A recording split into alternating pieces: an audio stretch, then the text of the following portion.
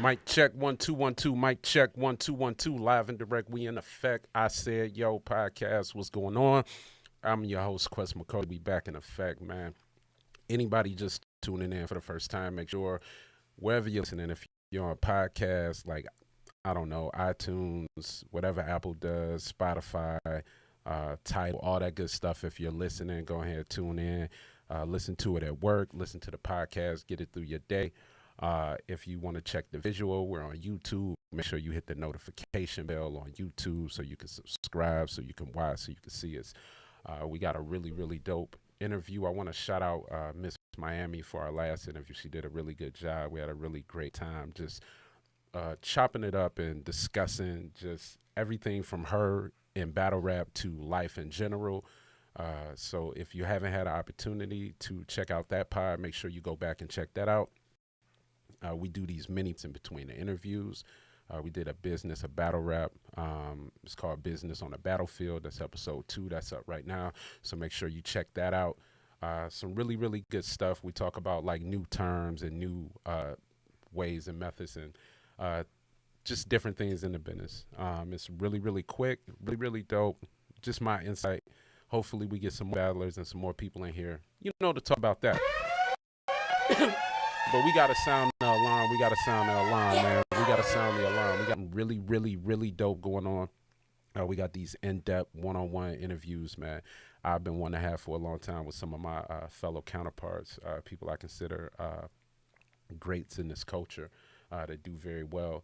And the person that we have actually in the building that we're going to talk to, if you're paying attention to the flyer, you'll see that we got none other than we got Real Sikh in the building. So we got Real Sikh. He's about to join us, and we're gonna just chop it up and just kick it, man. I'm new to doing this, man. I try to have fun, try to have great conversations with great people. So without any further ado, I want to bring in the man, the myth, legend, man. What's going on, bruh? How you feeling, bruh? What up, bro? I'm good. I'm a little sick, no pun intended, but I'm straight. You know what I mean? You know what's crazy? Me too. Me Yeah, too. I don't know what I've been traveling for Matt. Like I just came from London and I was out there for like an extra week. And whenever you around battle events, you shaking a bunch of hands and you know what I mean? Like all of that, you liable to get sick. So, but yeah, I'm all right. Still hit the gym today. You know what I mean? Staying on staying on the Okay, okay. routine, but yeah, I'm good. Word, word, word. I thought you meant like a sick MC or something, but you mean like you're a little under the weather, just a little bit. Just So a so little bit. so we got it. We so wild, man. I forgot to even do my show intro, man. You made me forget to do my show intro, bro. So we gotta do the Damn, show my intro bad. real quick. Yeah. Hey, turn me up, turn me up. Yeah. Alright. I'm chillin' in the belly of the beast, nigga. I be damned if I die in these streets, nigga. Hands up for the money, we gon' reach, nigga. Chillin' in the belly of the beast, nigga. Man, I That's have to do a better job, bruh. I gotta do a better job, man. that's a Man, I fire gotta intro do a though. better job, bruh. I, The intro's fire. Man, I want to definitely shout out the crew, man. We got a whole little squad, man. I can do nothing, man, without them. So, hmm shout hmm out to them, man. So what's up, man? How you feeling? I'm good, man. Same as you know, 2 minutes ago. You know what I Good, mean? good, good, Nah, I'm good, good. man. Yeah, I'm good. This is dope, man. Thanks for having me here, bro. You a Man, legend, so man, you know, I means a appreciate it, lot. man. You are building a legacy that will not and cannot be challenged, bruh. So I appreciate you just Thank stepping you, on the scene and chopping it up with me just as much. thank you, So, thank you. man, before we dig deep into just this real sick story, right? Um, hmm you beat me in spades.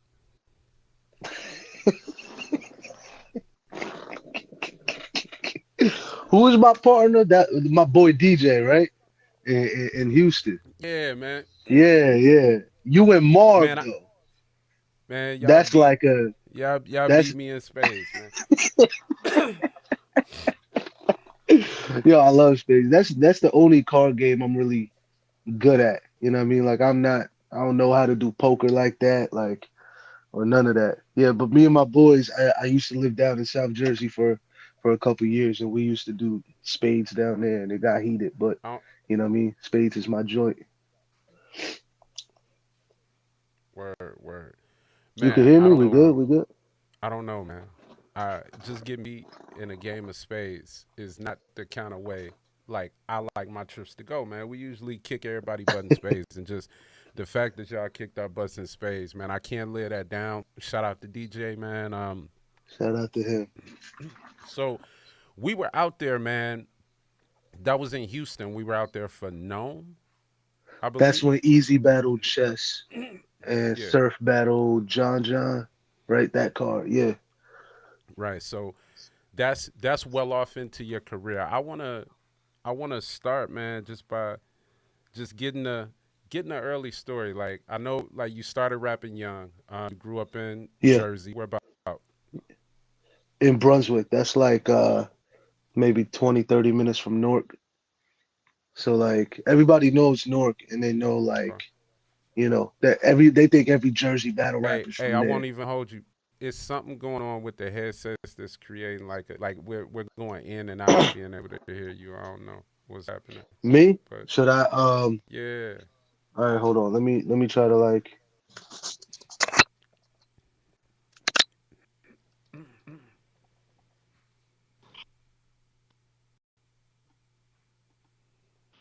Yeah, we want to make yo, sure we want to make sure we hear you. Yeah, I'm about to connect definitely. them back in. Can you hear me now? Like this? No, no, we hear you really good. Yeah, yeah, Should I rather so I should rather do this than the yeah, headphone? yeah. We don't have. I don't have any problem hearing you now, man.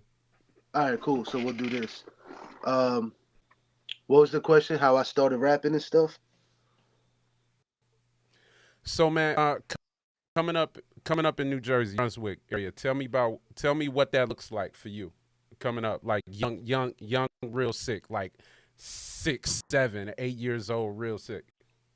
Yeah, so man, I'm just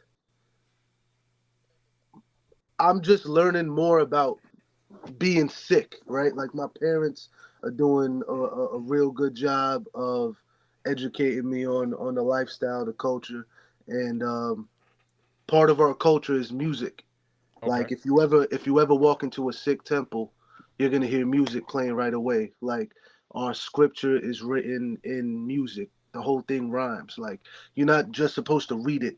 You say it like in music. You know what I mean? So yeah, I was maybe learning how to okay, play some instruments. You know what I mean? And I always felt like I had a gene for music, but I couldn't really relate to anything because I grew up in America, but I'm learning this culture that's from India, and I was kind of like in the middle, and I was trying to understand it, but I couldn't relate to it that much. Like I could adopt the philosophies and shit, but it wasn't connecting, right? okay, So then so that's just like a precursor to just me with music, and then in when I'm about to turn 7, 9/11 happens, and in America, as people know, that's okay. like a huge, like if you looked anything like Osama, you know what I mean, it was lit for you. So like I after that,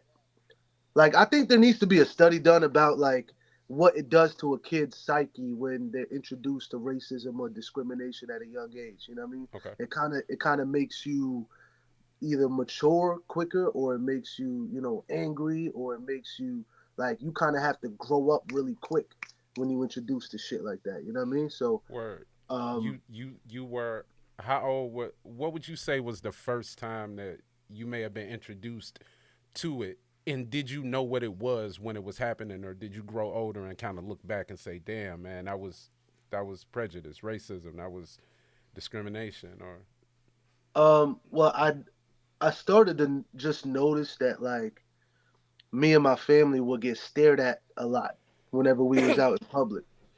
But yeah, because come 9/11, a lot of people were the second they saw a head wrap. or something in It that was it. regard. It was a rap. Yeah, yeah, for sure. Like, and my dad has the whole thing. He got the whole turban and the beard. Like, oh, like it was fucked up because like as multicultural as America is, you kind of don't learn about everybody. You know what I mean? And when they Right. talk about race relations and shit like that, it's only the shit that's been here for hundreds of years, which is white and black. Like, so it was weird because yeah, nobody really knew what a Sikh was when I was growing up. They kind of knew Hindu or Muslim, but they didn't really like Yeah. understand it. So um, I don't remember the first time. Um, I remember because this is so long ago. Like I kind of remember like anytime I would go to the temple, um, there was like other kids that was like you know either because of bullying they cut their hair so they didn't have to wear the head wrap, or like which is Mm. crazy because that's like you just abandoning your whole identity, right? Just because of how much bullying and shit is going on, or like talking about how they might have been getting bullied and then they talk to the teacher and the teacher feel the same way as the kid, you know what I mean? So like Yeah. they Yeah. don't do nothing about it. So like I remember hearing stories like that. I remember like seeing shit on the news about like the stereotype about people with head wraps driving taxi cabs in New York. There's a lot of us doing it, you know what I mean? But so I Right. remember there was Do a bunch of stories on the news about dudes in taxi cabs that had turbans on getting pulled out and like assaulted. And these are like older in their 50s and 60s, like older, you know, the elders just getting pulled out and beat up because they look like the enemy. You know what I mean? Like I remember seeing shit like that on the news. yeah. Um, And and I then know like I know being young like that gotta impact you a certain way. So how did that how did that affect, because this is like you're young, like yeah, when we talk about when 9/11 happened, during that time you're what, like 9, right? no, I was born in '94, so I Okay. was up. I was 2 months away from being 7, Oh right? wow. Yeah, so I was Okay. 6. Yeah, I was So 6. you're Yeah. seeing, like, you're seeing this happen in school. In school, I'm seeing shit like this on the news. My parents' fear and my family's fear is growing too because they seeing shit like this. And I'm like my parents are immigrants. Like they weren't born here. You know what I mean? So Right. their English ain't all the way right. You know what I mean? And like they can only understand American culture to a certain extent. You know what I mean? They kind of like they don't know too much, so they're getting paranoid. I'm seeing this shit, and off of that energy, I'm kind of getting paranoid and shit too. Um, I remember I don't know if this was the first time I did something about it, um, but I remember feeling like my first grade teacher was racist because she was always saying shit to me, but I'm digging back into memory. You know what I mean? That's why it's like but Yeah, yeah, I yeah, remember yeah. the first time um I did something about it. Some dude called me, I think it was like a towel head or something like that. And again, like I told you, I was hearing all these stories about, dudes getting bullied, nothing's happening about it, and it just made me mad. And Yeah. so I snuffed them. You know what I mean? And that was maybe first, second grade or something. Okay. So that might have been a bad habit to develop, but that kind of started becoming my reaction to everything. Okay. Like anytime, any racism, I would say, you know Right. what I mean? Or anything that made me feel like I was being discriminated against. So what that does to you as a kid is one, you start feeling like everybody's against you. And then two, you gotta make the decision of, am I gonna try to assimilate with everybody so this stops, or am I just gonna embrace who I am? And that's an adult decision, you know what I mean, that you gotta make as a Right. 8-year-old, you know what I mean? So like, um, I just was standing in my shit basically, you know what I mean? Staying Yeah. 10 toes basically, staying with the. At the time, I was the only kid in my school with a turban on. I was the only Sikh kid, and there ain't a Right. lot of us, even in India. Like we not the majority. Like we kind of spread out all around the world. So there's Okay. there's the biggest population of us is probably in India or something, but like Right, but they even got then, it's pretty small. yeah, yeah, Yeah. relatively to the billion people that are in India. You know what I mean? Right, So cause over there, Christianity and what Islam is more. it's Hinduism is the main Hinduism and one, Islam. Okay, Hinduism. and Got you. Islam too. There's like a deep history in there. Okay. Maybe we could like chop or maybe go into that a little later or whatever. Yeah. But Okay. Okay. So yeah, 7 years old, man. At this point, you're not rapping. Are you no, rapping? Are you listening to hip hop? um, I'm hearing it on like the way to school. Cause like Okay. my bus driver would always play Hot 97 in the morning, Okay. right? So you might have heard like Okay. drop it like it's hot or like what I mean, lose yourself. Yeah. Actually I don't think lose yourself was out yet. But I remember there was a lot of early shit that you hearing the beats and drums mostly, Right. and you kind of just like I'm hearing it, but I'm not like studying it. I'm not engulfed in it. There's other shit on my mind. You know what I Okay. mean? I'm not really relating to school. You're Like not I'm not into. really. Okay. Yeah, yeah. So I'm just So yeah. so what happens? What happens with you where hip hop says, "Hey, man, come here," because based on what we hear, based on what I hear and what I get from you, Yes. um, all this is happening at the same time the Blueprint is coming out, like by Jay Z, like one of Right, them, right, kind of. like Yeah. classic hip hop albums. That that most lyricists and people consider you a lyricist. Most Right. MCs, complete MCs, like they listen to Jay Z. They study certain intricacies of Jay Z's flow, whether it's Right. anything. But at this point, this album has come out. Jay Z has figured out who he is as an Right. MC by this time, and you haven't even scratched the surface, right? Yeah. So, what did hip hop do? What said? Come here, man. You know what's crazy? The first rapper that I like paid attention to was probably M, Okay. and the first hip hop song I paid attention to was Shook Ones because now fast forward we in 2003 now. 8 Mile is out on DVD, right? My sister is older than me. I have an older sister. She's she got her friends around. They went to Blockbuster. They got 8 Mile. I'm Mm-hmm. like 8 years old at the time, right? And they played a movie. I'm sitting there, I'm watching it, and it opens up with Shook Ones, right? And I Mm-hmm. remember that the first bar that I ever visualized was when Prodigy said something the punch you in your face, stab your brain with your nose bone, right? Or whatever, right? That bar Yeah, I yeah, yeah, yeah. remember being the first bar that I like because I spoke English, right? Mm-hmm. And like it was like my first hip hop experience, you know what I mean?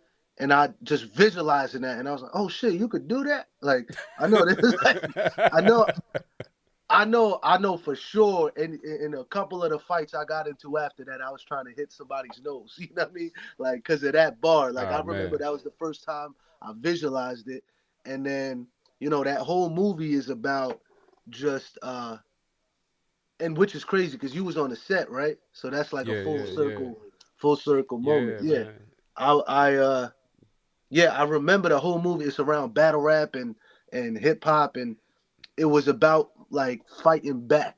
You know what I mean? Yeah, So I yeah, kind yeah. of that kind of spoke to me a lot, and that's the first hip hop experience I feel like I consumed. You know what I mean? So I Okay. wrote my first rhyme after that, but it wasn't like I didn't know how to count bars. I didn't know when to stop rhyming, start rhyming. It was like I was treating one line like I was like walking down the street, ain't missing no beat. That was my first bar ever. Walking down the street, ain't Ain't missing no missing beat. no beat. I Yeah. remember that. like, Hey. but it was like that was the beginning of it, right? Yeah, yeah. So if we're gonna keep going down the rabbit hole or whatever, like from '03 to '05, the only people I knew of was like the people on Shady. So M50, Banks, um, D12, right? Like that era. And mind you, around that time they like running shit, right? So Mm-hmm. '03 to '05, I had the 50 Cent game. You know what I mean? He had like a the bulletproof game. Yeah, The yeah, yeah, yeah, yeah. I yes, remember yeah, that. yeah. So I'm playing that like, and then I remember coming across. So it might have been till '06. I remember coming across a video of M accepting an award or something, and instead of thanking like the people that helped to make the record, he thanked all the MCs he was inspired by, right? And he said, G Okay. Rap and Jay Z and Tretch from Naughty by Nature, Wu Tang, and all the name Big L, Big Pun, Pac, Big. He's naming all these names, and I remember I had just got introduced to LimeWire at the time. Yeah. So then I started typing in these names that he was mentioning, right? And Mm-hmm. that's when I really started, in my opinion, exploring and studying hip hop instead of Wow. just Okay. the shit I was introduced to. So now I'm what, 12 years old maybe. Um, and yeah, that's the only I Okay. stole some kids MP3 player and I'm just loading a bunch of hip hop on there. Everybody else in my grade, we in middle school now. By 2006, I'm in sixth grade, right? So I'm like everybody else is bumping Chameleonaire or what was my boy Chingy, Chain Hang Low, shit like that, Yeah, yeah, yeah. and I'm bumping 456 by G Rap or you Word. know or Naughty by Nature, or I'm listening to some Muddy Water shit by Redman, or Right. Lifestyles of the Poor and Dangerous with Big L, Big Pun. I'm bumping all of that at the time. So from '06 to I Okay. would say like '09, I was all that was my hip hop studying years, where I went back and I listened to Okay. Nas and all these classics, and now I'm searching up lists and Yeah. and and watching interviews of other rappers and just and writing at the same time too. I'm practicing the Yeah. craft. I'm watching documentaries. There was a documentary called The Art of 16 Bars. I remember my boy had that I watched back in the day, and it just talked about the concept of, I guess, like the difference between, like, you got different kind of rappers, right? You got fast rappers, slow rappers, storytellers, punchliners, battle rappers, whatever. And if a MC is supposed to be able to do everything, so I kind of adopted that Right. Right. philosophy. I remember getting something like that from that documentary. And also, at the same time, one of my boys has the Smack DVDs. So I remember Gin versus Verse was the first battle I ever saw. Like, Mm-hmm. and So before we get the before we yeah, get the before we get there, right? I yeah, do want to step back for 1 second because you had mentioned early on like that you had experienced like moments where you experience racism or yeah, prejudice or things of that nature, and then you find like like the part of the song that intrigued you the most was the fight back portion, and yeah, like that didn't yeah, miss me because you were like, yo, the kid at school said something wild to me and I snuffed him once. Like that's where I like so then that appeal that like fight back came out. So can you draw some of the can you show some of the parallels or what did you see that you were going through as a young kid? Because right now you're maybe 12 at the yeah, time, about to be right, a teenager. This is like these are the formative years of our lives, man, when yeah, we're becoming teenagers. So how did hip hop, before we get to seeing Jen and seeing the battles, yeah. how did hip hop itself and rap itself uh, draw a parallel to maybe some of the things that you were experiencing personally? It's crazy. I never made that connection before. That's crazy. You should be a therapist, dog. That's fire. Ah man, it's crazy. My daughter is she's got a degree in psychology, Fire. so it's a lot due to her dad. I Yeah, guess being got you. a couch Yeah, psycho. yeah. That's crazy. I remember the main parallels. It wasn't even. I mean, look, I was feeling rage, or I wouldn't say rage. I would say like a back against the wall, but I'm a fight kind of thing. So there was a lot of like Public Enemy I remember hearing and like really relating to because it was like fighting back against something. You know what I mean? The energy of hip hop, like whether it was an aggressive song that just got me hyped, or it was just there was a I don't give a fuck attitude about hip hop that I really related to. Mm-hmm. You know what I mean? Like because it Yeah. was a Yeah. decision that I kind of came up to on my own as a young kid, and this was music that was really speaking to me at the same time. You know what I mean? As I'm going through all of this shit. So and and yeah, and the only people like that I remember even growing up and shit like that would even say something or stand up for me was other minorities that Mm-hmm. kind of related to what I was going through and shit. So Right. like, you That know, was that's I'm still kind of getting like I'm still kind of introverted, but I'm making some friends and then, you know, listening to hip hop and all of that shit. I think the main thing that like yeah, that I don't give a fuck attitude, the fighting back shit, like just saying whatever you want. I remember that was another thing that I like that I it was like a freedom, you know what I yeah. mean? To the freedom of speech thing Yeah, really yeah, man. related to It me a gave lot. you an opportunity to kind of. I'd always say like, for me coming up, hip hop gave me an opportunity to express my thought. For sure. For You know, sure. and there was no adult in control of it. Yeah. Like Yeah. I might not be able to curse maybe because my mom might kick my butt if I'm cursing, Right, but right. the subject matter a teacher couldn't tell me, nobody could tell me, so I got to kind of do my own thing. So I Yeah, totally it kind of understand. felt like I'm exploring this like secret thing and it wasn't secret to the world, but like most kids around that age like you know, the teachers in school ain't talking to you about hip hop. You know what I mean? Right, Like right. your parents don't want you listening to that Yeah. shit because they only know what's said on the news about it, right? And it was Word. kind of like, yeah, that's the best way I could. It was like a secret like thing that I don't know if secret's the right word, but you get what I'm saying, right? Like it's like that that thing that only you have access to in your life, right? Word. It's like a special section of the club no one's allowed to go to, right? Like, and Hmm. you allowed to go there, kind of thing. Like, that's kind of like how it was, but it was also like my teacher.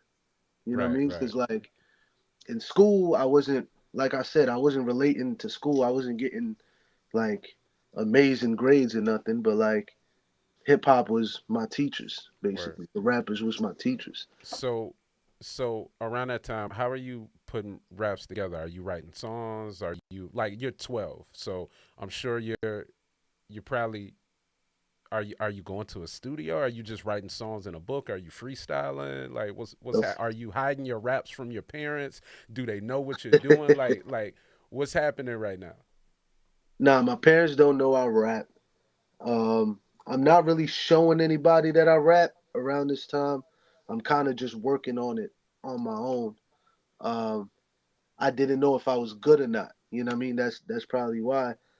And then so when I started getting like the Smack DVDs and all of that kind of shit, that's when I started having like a little rap click, and Hmm. that's like seventh, eighth grade. That's the first Okay. time I've been to a studio. You know what I Okay. mean? That's the first time I showed my raps to somebody. The first Right. time I rapped in front of people was in seventh grade because one of my homies knew I rapped, my boy Mass, and he would always tell Hmm. me, he was like, you know, that shit is fire, like say it, basically. And I wouldn't say it. Yeah. And then we was at a lunch table and he was known for rapping. And then he was like, yo, he raps too. And I was like, oh, fuck. Now I gotta think of one of the Yeah. ones, Yeah. and I just rap one of them, and I remember it getting like a good reaction. So I was like, all right, that was the first time I knew maybe I had something. Hmm. The main thing I remember focusing on, like I said, was just being an all around rapper, like learning what a punchline is, right? Yeah. Yeah. Learning what a multi-syllable rhyme is. You know what I mean? Like, and I remember the first one I noticed was Pac, and it's crazy because Pac ain't even known for multis. But on America's Most Wanted, he rhymed "show a day" and throw away.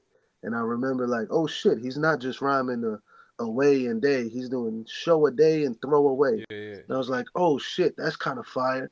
And it was like, it clicked in my head like, oh, the good rappers do this. You know what I mean? Like, so Okay. I got to learn how to do this. So I'm Yeah. focusing on, making my rhymes rhyme more and trying to come up with similes and metaphors and you know what I mean and storytelling. And I this would is always. and this is all before you start going to the studio, or This is is this while you're almost at the going to the same. studio? This is almost at the same time. So Okay. like the first time I go to the studio is eighth grade, right? So like seventh grade, first time I rapped in front of somebody. I'm practicing the craft. I'm learning more about it. Yeah. Eighth grade, a little more. Some more people know that I rap. Um, we used to do this "Touch It" remix. Like my Yeah. boy would beatbox the "Touch It" beat, and me and my boy Mass would have a verse each to Yeah. it, and we would do that in the lunchroom, Okay. right? So that's like eighth grade. And obviously people hear shit like that. They're like, my boy that was beatboxing, his cousin had a studio in West Orange, so or East Orange, one of the oranges in Jersey, and it was like a Mm-hmm. closet studio or whatever. But we go there, we're recording. One of my other boys that raps is trying to buy equipment or like asking his mom to buy equipment. You know what I mean?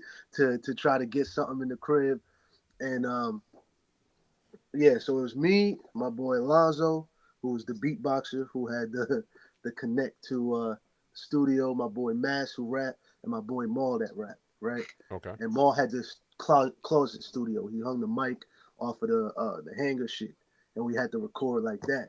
So like Yeah. he's learning to produce as well. So like those are my studio experiences, and I remember fucking around with it at Maul's house. But then Right. like the first time I went to like the studio, that was like it wasn't a professional studio, it was still in a house, but or Yeah. like an apartment. But I remember that the like difference between the way I was rapping, which is kind of like just focusing on a flow, and then my boy Maul when he recorded, he had tone inflections and you know he would stop, he would have pauses and all this other intricate shit with rap that I was like, oh shit, like I was rapping just continuous. Like, Right.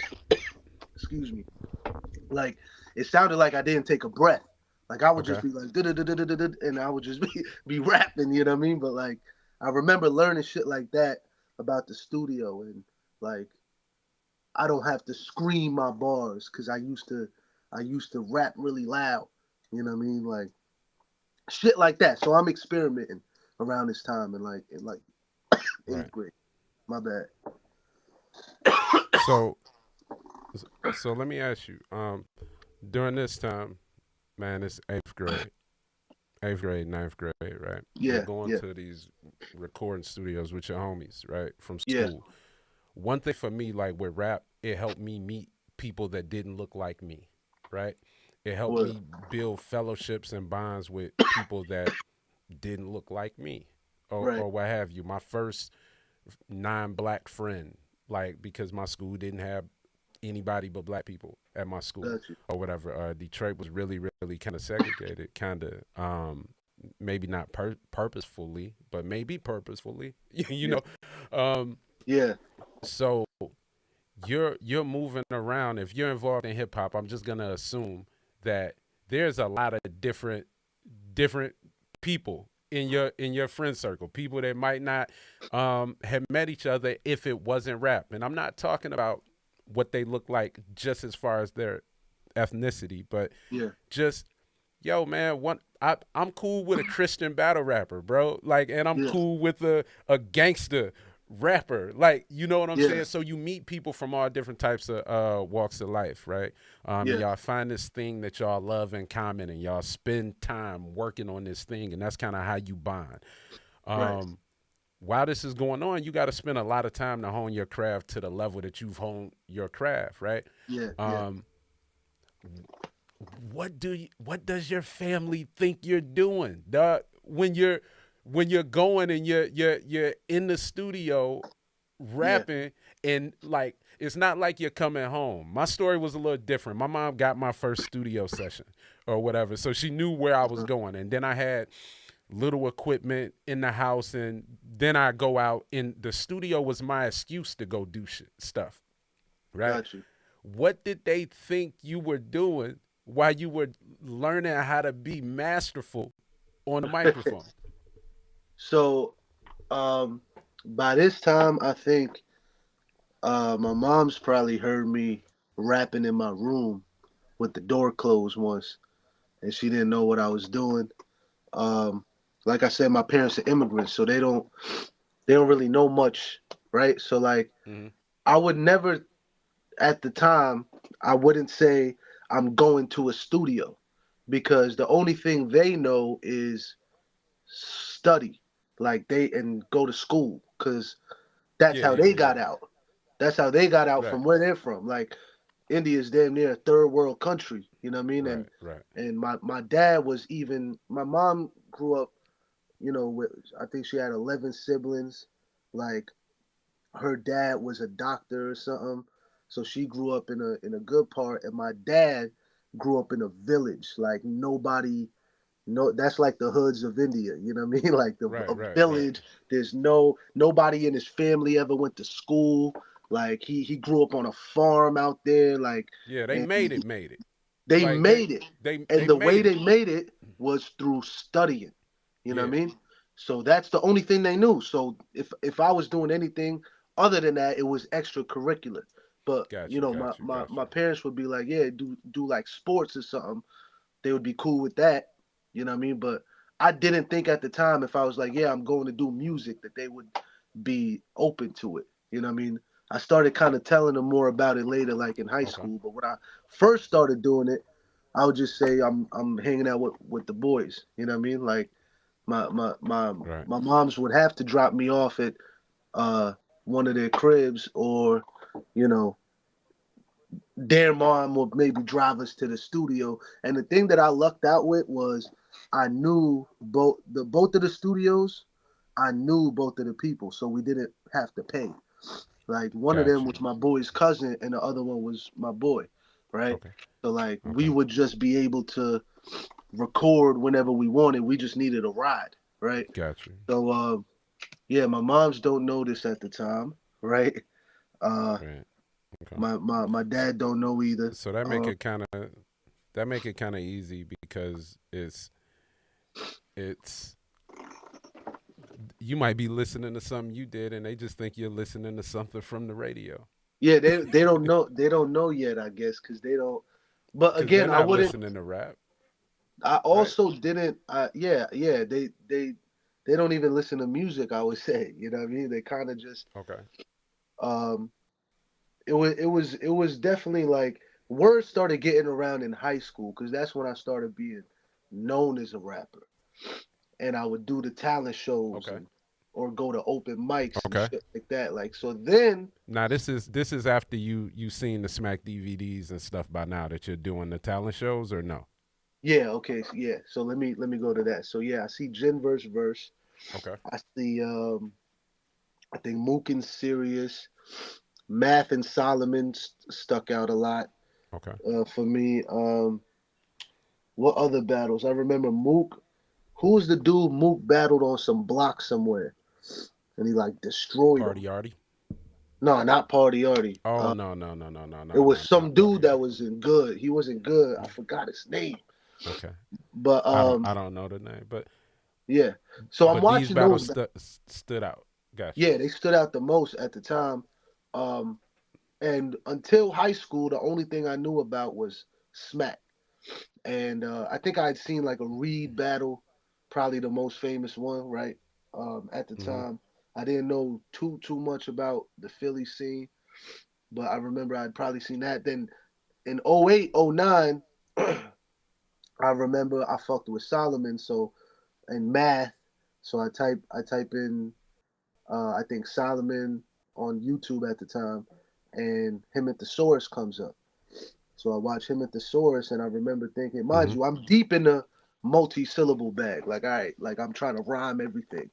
So hearing thesaurus for the first time, when that's the shit that you focusing on, it's kind of like, Yeah. yo, this dude is speaking in rhymes. You know what I mean? Like Yeah, I yeah, was like, definitely. yo, I was this there for this that battle. that shit was Yeah. crazy. I, And I was like, go ahead, my bad. no, no, I was just saying I was there for that battle. So Yeah, bro, I yeah, it was something. and then so then I type in thesaurus, and then there's thesaurus versus disaster pops up. Hmm. So I click that, and I remember thesaurus had a bar that was something like uh fuck, what was it? It was something like we understand you're faking. You're from a land that's vagrant, where fucking camel racing's known as public transportation, right? He said that Yeah, shit yeah, too. yeah. And I was like, I was blown away watching Thesaurus for the first time. Hmm. Kind of like the same way when I heard Math versus Solomon. Because Right. Math had a bar where I beat him too. He needs some new teeth to chew a piece of food. And I was like shit like that was like, Yeah. yo, that shit is crazy, right? So like, um, yeah, I remember that. So that introduced me to grind time. And I think a year later is probably when URL came out with Okay. Math and Rex and those battles. So like I'm watching all these battles, and now this is important. My first battle happens in ninth grade, right? So Okay. I'm everybody in my grade by then knew that I rap, right? But the upperclassmen didn't know, the 10th, 11th, and 12th graders, right? So I had a lot of rappers in my school. So there was a lot of upperclassmen that would like, or even just walking through the hallway, you'd see a cipher maybe on the way to class. So like at the lunchroom, people would be rapping and shit like that. So I remember I started rapping in front of people a lot, and like the first time I rapped in front of a lot of people, we had a delayed opening, right? So everybody's in the gym, and obviously it's one of the somebody starts rapping, yo, he raps too, and obviously the reaction I always got when people said that I rap was like, yeah, right. Like I would always hear like if there was like a white dude, you have like M as an example, so you're like, all right, maybe. So people would be Right, like, all right. right, let me hear something. If you had like a Hispanic dude, you had like Pun and Fat Joe, so he's like, all right, let me hear something. Every time I said, yo, I rap too, or somebody said he raps, it was always a yeah, right.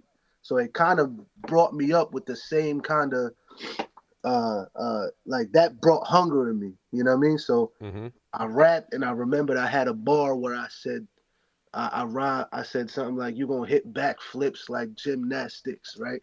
I just Hmm. rhymed, right? It wasn't a bar, but I remember I said that bar, and people around in the gym are going crazy. Oh, they're going crazy, and that was like my first like reaction, you know what I mean, that I ever got. And I remember Hmm. relating it to, oh, this is like in the battles when somebody says a bar or whatever, right?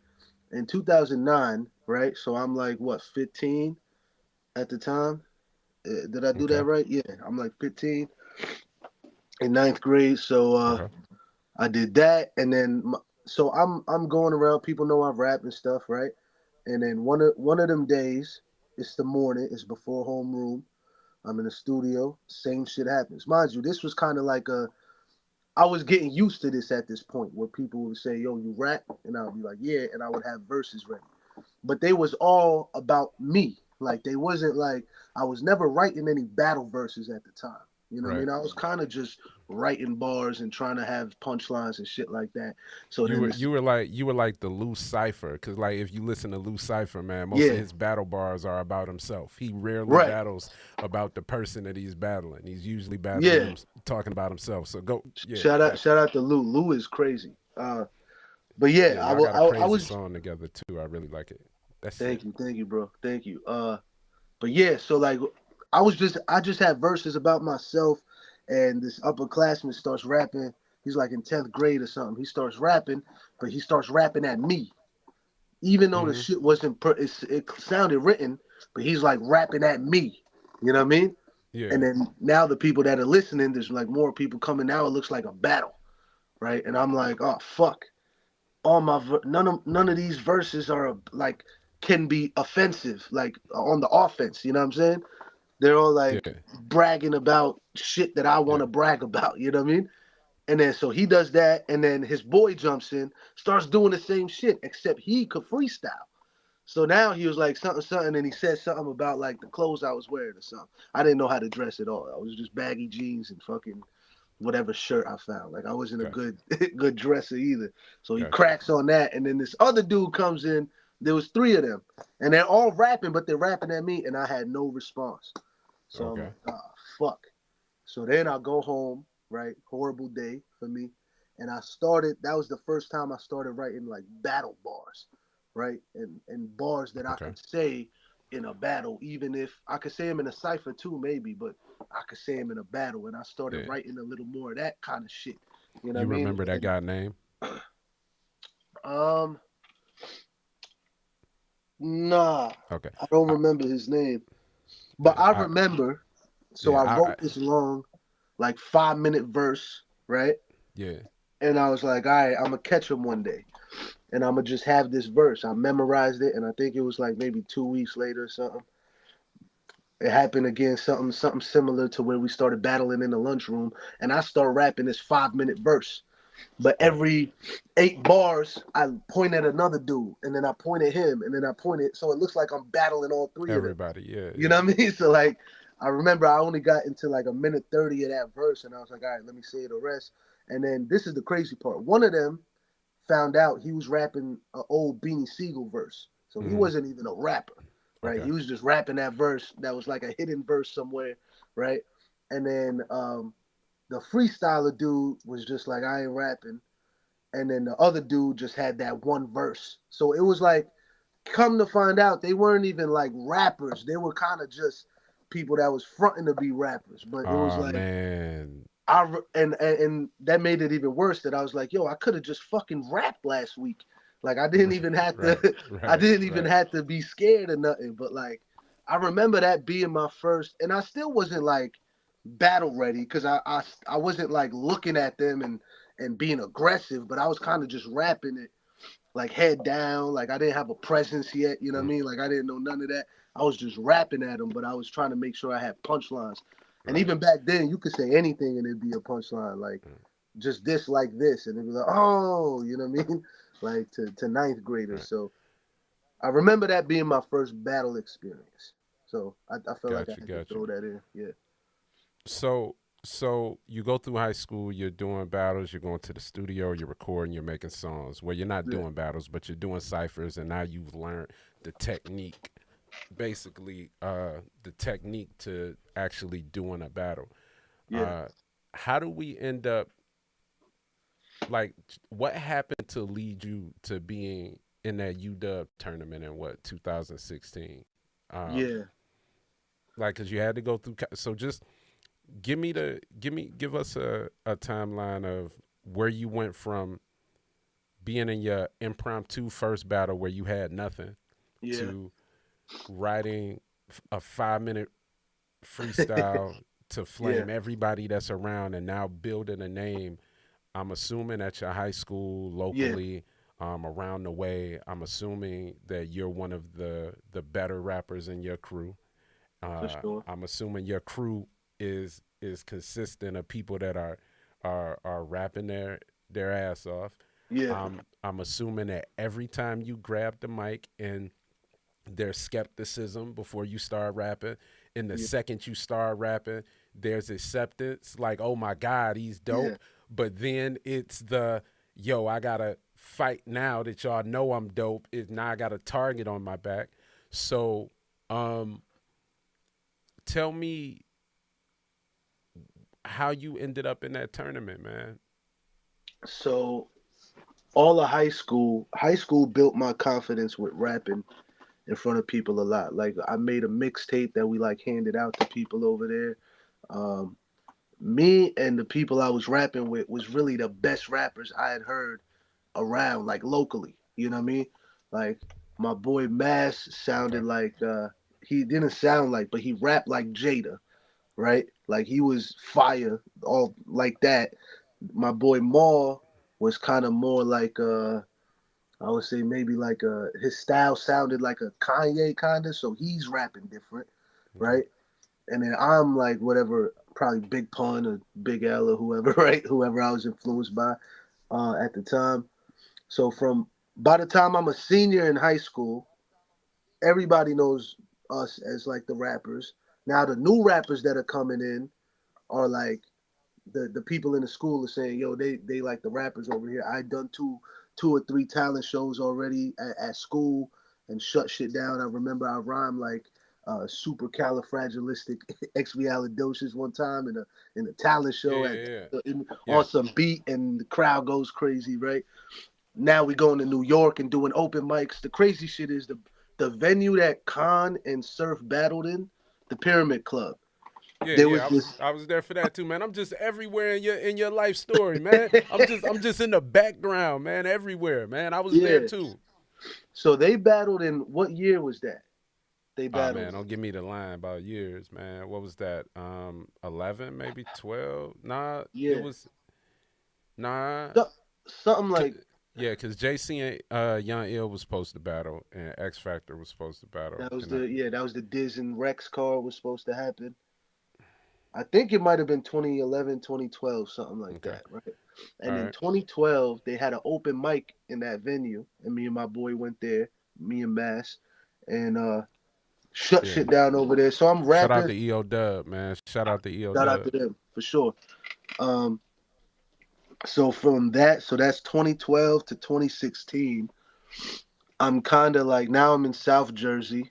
I'm seeing my boys that I grew up rapping with here and there on the weekends and shit. They still rapping, but they're not like one of my boys fell into like some other shit, so he was kind of like on a wrong path. Kind of my other boy was rapping and shit, but that was it. He wasn't doing nothing else. And then I'm trying to just, I'll go to the studio, I'll record, I'll do some shit, but I wasn't doing anything with the music, right? So I was like, I kind of need to like I need to like take this shit serious. I had like this personal wake up call within my family to where I had to kind of take more responsibility around 2016, right? So Okay, like I stopped fucking around. Like I was just, partying and just experiencing life and doing what I had to do. Like I wasn't on no path, no goals, no nothing, right? And in 2016, hmm, somebody tagged me in something on Instagram. UW had put a post up like tag someone you think could rap or could win this tournament or something like that, right? And mind you, I'm deep in the battle rap at the time. I'm watching everything. URL, King of the Dot, Don't Flop. Like I'm watching everything. I'm back in the hip hop, Slaughterhouse, Tech Nine, Elzai, M, J. Like that's a crazy time around Cole, Kendrick. Like hmm, all I'm consuming is hip hop, yeah, uh, and battles, right? So okay, I was like, you know what? Let me try to do this because I I'd been getting into like local battles here and there. Nothing on camera, no, not against professionals, just people around that rap. It was the hmm, same shit like, oh, you rap, he raps too, y'all should battle, kind of thing. That would right, happen whether it was at a studio or when I was in Camden or wherever it was, right? So I always had bars in a stash for like when I want to battle. So I joined the tournament, right? And you don't know who you battling. You just know that you need one round, right? Um, so I go in there and I have my round, and if you listen to my first verse or whatever, and we'll get into it, it sounds like some just random bars. You know what I mean? So like my first battle, I go in there, it's in Newark. I walk in, they tell me. Actually, I don't want to be wrong on that. I don't know if they told us before who we were battling, but it was close to the battle. Like it wasn't enough time to prepare or whatever. I think. Um, so I walk in, I'm battling Authentic, and Authentic is now in URL and stuff. You know what I mean? hmm, So, but at the time, I'm a nobody. He's joining too, right? And I remember. So if you go on YouTube and type it in, it's a one rounder. Me right, and Authentic. And I just remember like you were playing some clips of some earlier Yeah, shit yeah. before this, and I would just remember how much I was so much like more of a rapper than a battle rapper. I was kind of just rhyming a lot and then punching. Like I was like, Hmm. it's funny watching those battles back. But anyway, we battle, and they said y'all so dope. We keeping y'all both in the tournament. Mm. We just gonna put you guys on opposite sides. Yeah, okay, so that's why y'all battled twice. Got you. Yeah. So then, exactly. So then we go through the tournament, we beat everybody else, and then we end up in the finals again. You know what I mean? And we had that shit. So then they were just Mm. like, y'all both won. So I was like, all right. For years, I'm like, I won the tournament. Right. He could say he won the tournament too, but like, it was just UW's way, I guess, of like building new talent up, right? Building new talent. Yeah. So that's wild because like when you think about just the and I just want to touch on this quickly. Yeah, When you think about just battle rap trajectory, where you have a situation where you were battling somebody that was currently a prospect for the league that you had yet to grace the stage on yeah, yeah, URL, yeah, and then we fast forward into today where you've made yourself a brand name, and it's just a testament to not looking at that opposition and saying, yo, this person is where I want to be, and trying to tear that person down. You went on a run of your own and found some inspiration after like having a minor kind of setback. Like you kind of like chilled out yeah, for a second, right? yeah. And felt like, hey man, maybe I won't do this. Maybe I don't know exactly where I want to find my place in this. And somebody came to you and kind of gave you some, I guess it would be words of advice. You want to talk about words of wisdom, maybe? You want to talk about that? Well, which one? Which part are you talking about? My bad. Well, The you had I read something a while back where you had made mention that a league owner and oh, you that, yeah, were yeah, yeah. just My bad. kind of Yeah. kicking it, and you had yeah, yeah. So from 2016 to 2018, I'm not even like UW is booking me, but what was happening a lot was I would show up to the venue, I got 3 rounds, and my opponent don't show up. This happened with there was this card where Arson Shug battled DNA and Shine. Yeah. And I was on that card. My opponent don't show up. And then there was like another battle another time. I go there, my opponent don't show up. So that was happening a lot. So that's discouraging me from battle rap. And I'm only really battling once, maybe twice a year. Hmm. And like one of them would be a 1 rounder because I'm doing it to keep the sword sharp, but I'm not really seeing a future in it. I'm still in the studio. So then 2018, at the end of 2018, I got 3 battles in a row. I battled Dre Dennis, this cat named Pressure on the trap, and then Funeral Fame. Like I had 3 of them from Hmm. like August to December. That was like the most battles I did back to back. And then Lex Luthor from our battle reaches out and he goes, "Bro, why ain't you popping yet?" And I was like, "What do you mean?" He was like, You're fire. Why aren't you battling more?" And then I tried to give him some bullshit excuse. He was like, "Look, you just need to be more active. I'm gonna give you a 1 rounder. You do good, I'm gonna give you a 3 rounder. You do good, I'll give you somebody with a name." And I was like, damn, that's fire. Like Lex just believed in me like that. So now we in Wow. 2019. The So like first this is him saying this before you even start, like before the battle. He like, yo, I think you're fire. Do this, get this. he's telling me this is the first time a league owner had a plan for me. As great and thankful as I Mm. am to UW for giving me the opportunity, that for Lex to even see who I was, there was no plan. You know what I mean? They were kind of Right. just throwing battles. So let's see what happens. Throwing shit at a wall, seeing what happens.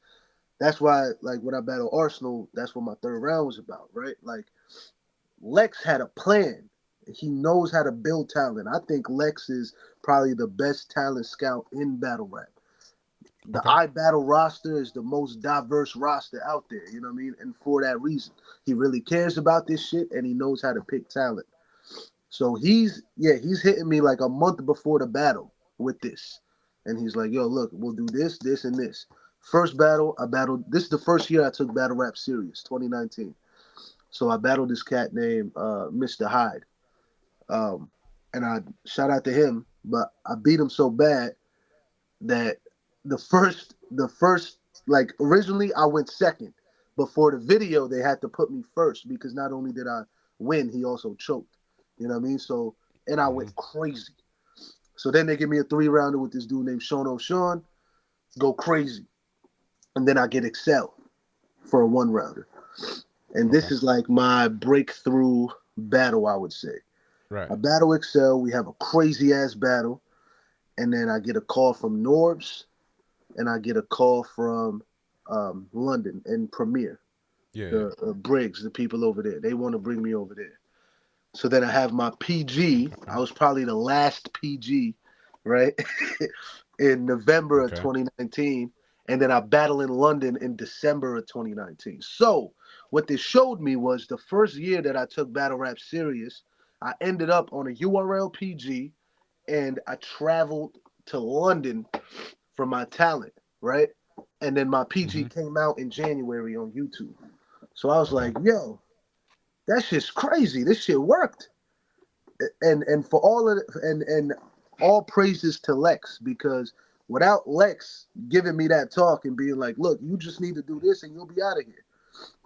I still probably wouldn't have been taking it serious just Word. because I'm more of a rapper. So yeah, that shit got me popping. So should I go into that? Because So, that's like a so yeah, that's your first trip to London, and we just got you just got back from London. yeah, I do want to talk about that, but I want to keep this. I want to keep this timeline going. So timeline. Yeah, we'll come back to it, we'll and come we'll back. Yeah, definitely come back to it. So you get the URL PG, yeah, one of the last to drop on YouTube, right? yeah, yeah, yeah, for Uh, sure. and then YouTube. I mean, URL goes through a change, man. It goes through a shift, man. Norbs is no longer the talent scout, Yeah, and you're one of the last people. You're in that last bunch of people that went through a certain kind of way, and then boom, the pandemic hits, right? Uh, I know I kind of skipped over a little bit because we got. Matter of fact, I don't want to skip over that. You yeah, battle, you battle XL. You battle XL. I want to make sure we touch on this. You battle XL. Y'all have that 1 round battle, but from XL you get Eddie I, you get Spade, you get Maverick, you get Loso, uh, and you're building a name on iBattle as the premier guy, the guy to go to, the guy you got to battle yeah, when you go over there, and you're generating good views for someone who is building a name. You're getting yeah, 20,000 here, 30,000 here, yeah, 13,000 here, uh, and you end up as a part of the. I now correct me if I'm wrong. You weren't a part of the Crucible process because that no, hadn't been invented yet. You were literally uh, in the first group of battlers that came about during the pandemic where yeah, we didn't know what was gonna happen to battle rap. yeah, Uh, so here's my question. I know myself looking at what was going on in the world, I uh, had no idea how battle rap was gonna be impacted and or affected.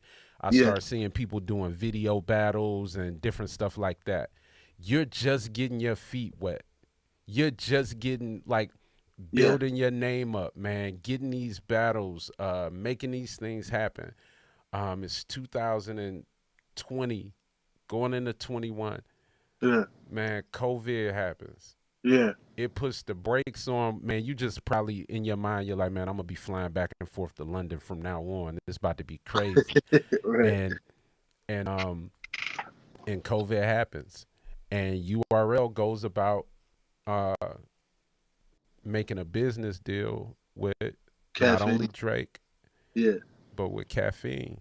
yep, Uh, and they have a tournament, mm-hmm, and they got a tournament that it ain't a tournament to laugh at, man. It's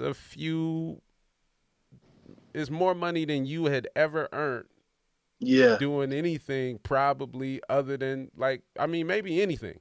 It may be the Right. for a lot of people. I think it was $25,000. Yeah. Uh, Yeah. at being new into something, $25,000 is probably the most amount of money that anyone had gotten paid for doing one thing. Yeah. Yeah. So so you get in this uh Ultimate Madness tournament as the pandemic, like this is like May, like Yeah. mid This is so. 2020, right? Yeah. Yeah. Yeah. So what happened was, the fact my PG even dropped was a big deal Right. because a lot of the battles on that card didn't drop. So then they like, hey, yo, the caffeine deal comes or whatever. Norbs is like, yo, your next battle will be March something. And it was supposed to be me versus NXT, who's also next, who's also Yeah. on URL now, right? It was supposed to be me versus him. It was like a West versus, uh, it was some theme like that. West versus everybody or something like that. And that's in March. And uh, in February, they have the first caffeine event. Geechee Mm-hmm. versus Twerk. Um, who else was Eclipse and Shine? They got, and this is like, Norbs is like, yo, come out here. Mind you, Norbs is my connection to URL. Okay. Now And during the, this time, this is during the pandemic, right? no, no, no, not pandemic didn't happen yet. Okay. Pandemic happened Okay. in March, Okay. right? So now we in February. I go to URL with Norbs. Norbs is my connect. And the shit that happened at the face off before with him and Twerk happens. Mm-hmm. Yeah, so I'm seeing my Born Legacy opportunity. Like, Fly out of the window literally, I'm like, fuck. But or just so fly. happens, No, I'm not gonna make jokes and lie to yeah, anybody. But yeah. yeah, man, you're seeing your man in My autistic only purposes connection, crumble yeah. in And front of your eyes. I'm like, yo, what am I gonna do? Smack don't know me. Twerk knew me, which was fire. John was in London with me, and John was on the car. I think he battled chess, and he's introducing me to Smack. He's like, yo, I just seen him in London. He went crazy. He just had a PG drop. Smack's like, all right, Sean, I'll check you out or something, whatever, right? And then Twerk Yeah. walks by. He's like, yo, Smack, this dude is fire, right? I think Drugs was with him too. He's like, this dude fire. So they had all seen my PG at the time. You know what I Yeah. mean? I Yeah. remember Yeah. DNA retweeted a clip that I posted of it and twerked it. That was a big deal for me at the time, Yeah. right? Definitely. So they're doing that. So I'm like, all right, cool. I maybe have some, but as far as the people that book shit, Beasley don't know me, P don't know me. You know what I mean? Whoever else was there didn't know me. But the same day that shit happened with, I think it was before the shit happened, P had said, yo, we doing this tournament thing. Let me know if you want to do it, right? So then Okay. the shit with Norbs happens. So then I hit P up right away.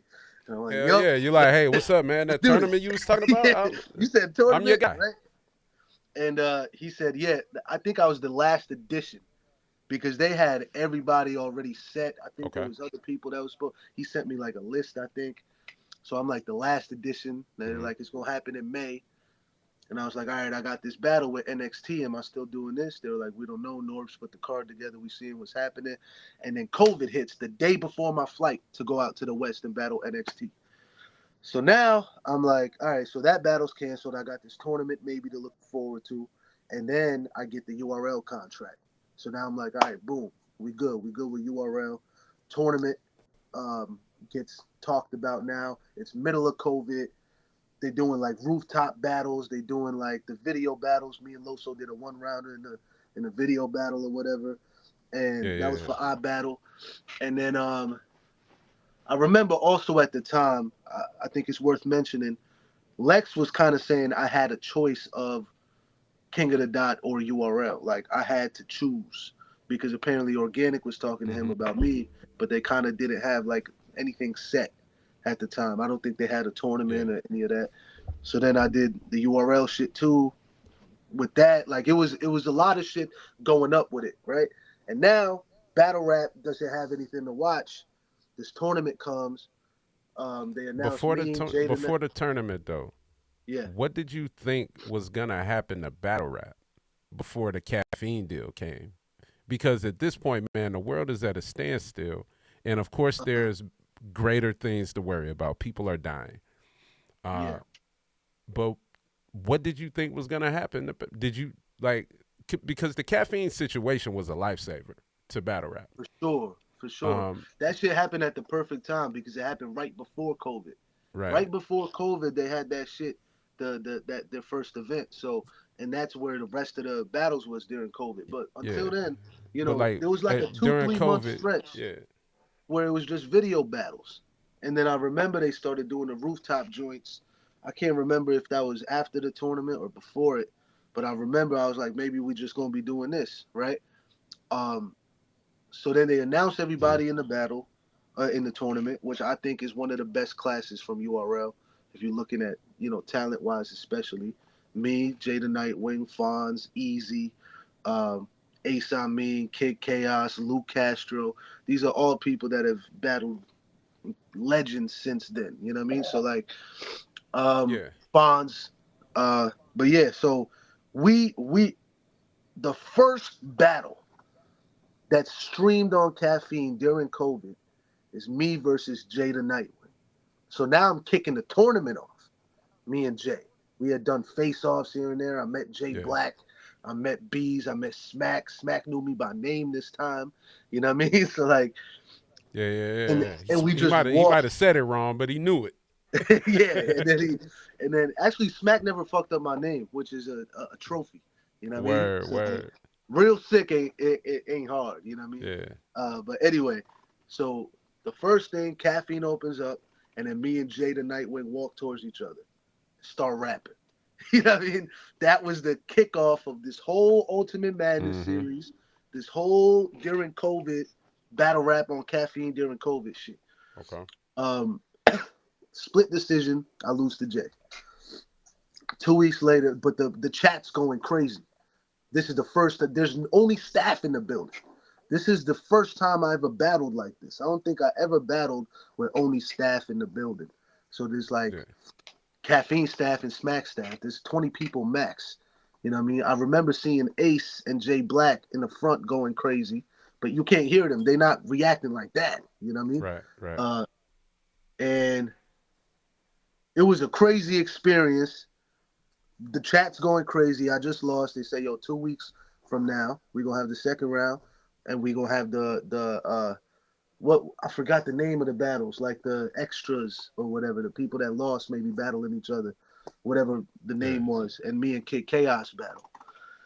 And Caffeine that year voted that as like a top 5 battle of 2020. I think it was number 5, but that's a huge achievement for my second battle Word. on Heck yeah. URL and Heck yeah. Caffeine. And then Rookies and Vets starts happening. I don't know who I'm battling.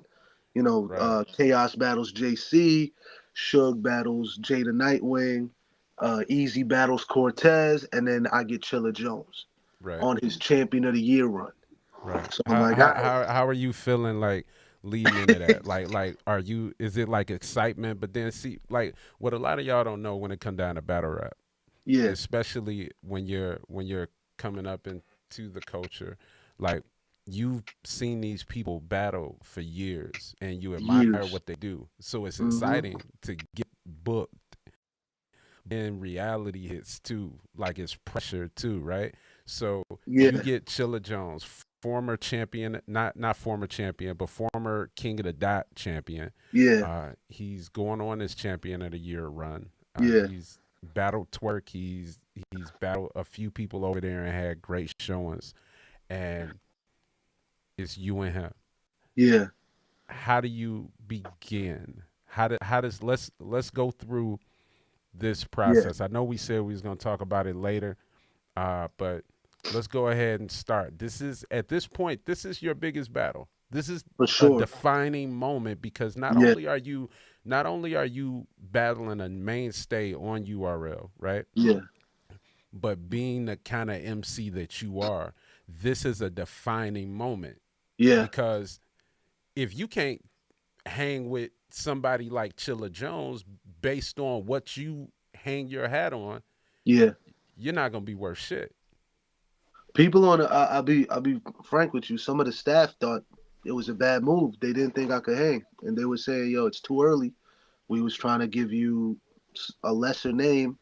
But the thing is, at the time, I had just got cool with my boy Nino Bless. And if people don't know Nino, he's kind of like, one, he had the best verse on the first ever Slaughterhouse song. And then two, he's like the battle rap whisperer. You know what I mean? He knows everybody. So he knew Chilla. Mm-hmm. And he was like, yo, why don't y'all just talk to each other and then go to the league like y'all want to battle each other for rookies and vets? So I talked to Chilla. He said he's with it. We go to the league, and they was kind of iffy about it. So it took some while to get locked. And then I think he got locked very close to the battle. I think maybe 2 weeks from the battle, it got locked. So now I have limited time.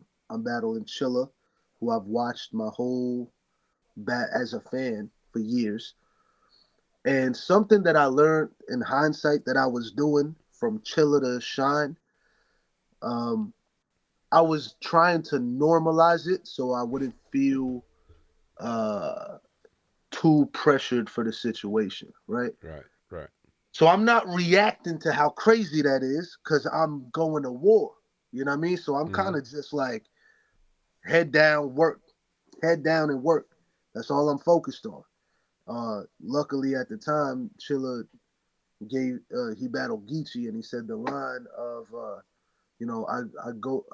I got classic battles I ghost wrote for whatever the bar was. I forget the bar. It was a fire bar too, but I was like, perfect. I come up with one of my favorite third rounds ever with the Ghost Rider angle against him.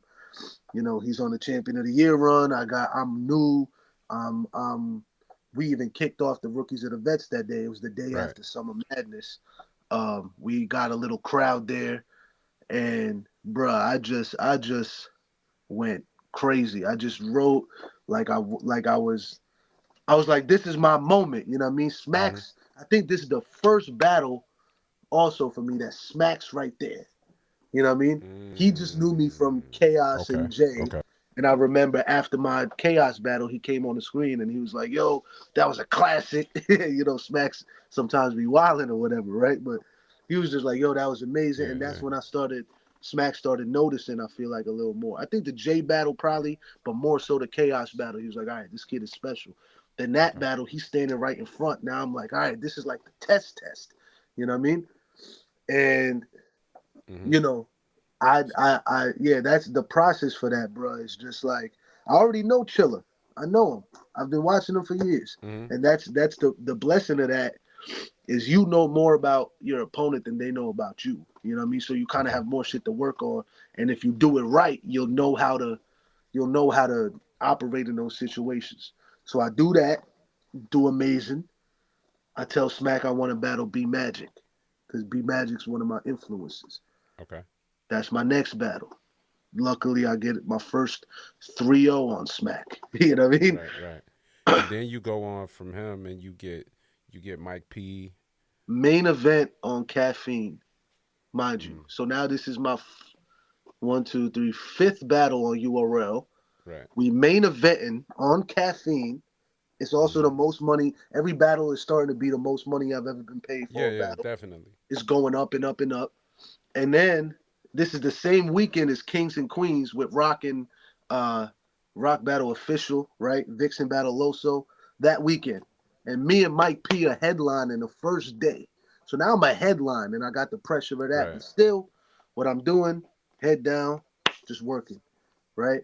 Then right, we had like a double impact. I do amazing in that, spread my message, whatever. That felt like the stamp because it was like he could handle the pressure. He could stand in front of vets.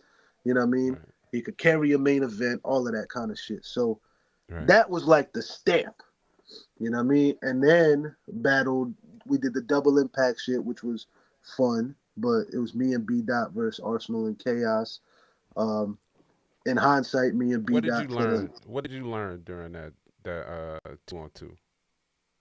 that I know how to do 2-on-2s, right? Number one. Mm-hmm. Number two,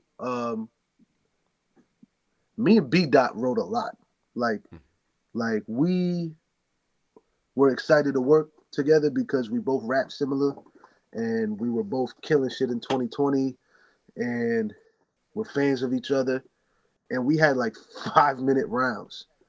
and we didn't know the Right. atmosphere of Double Impact is supposed to be like the All-Star game. You're Mm-hmm. supposed to just be doing the dunks and shit. Me and him was writing incredible shit, Mm-hmm. but it wasn't for that. You know what I mean? Like Okay. in So you went okay. hindsight, we shouldn't have been so rappy. Like we Right. weren't as Right. explosive. You know what I mean? And also was Right. almost a full circle moment So because I we started on Arsenal's league, and now I'm against them in a 2-on-2 or whatever.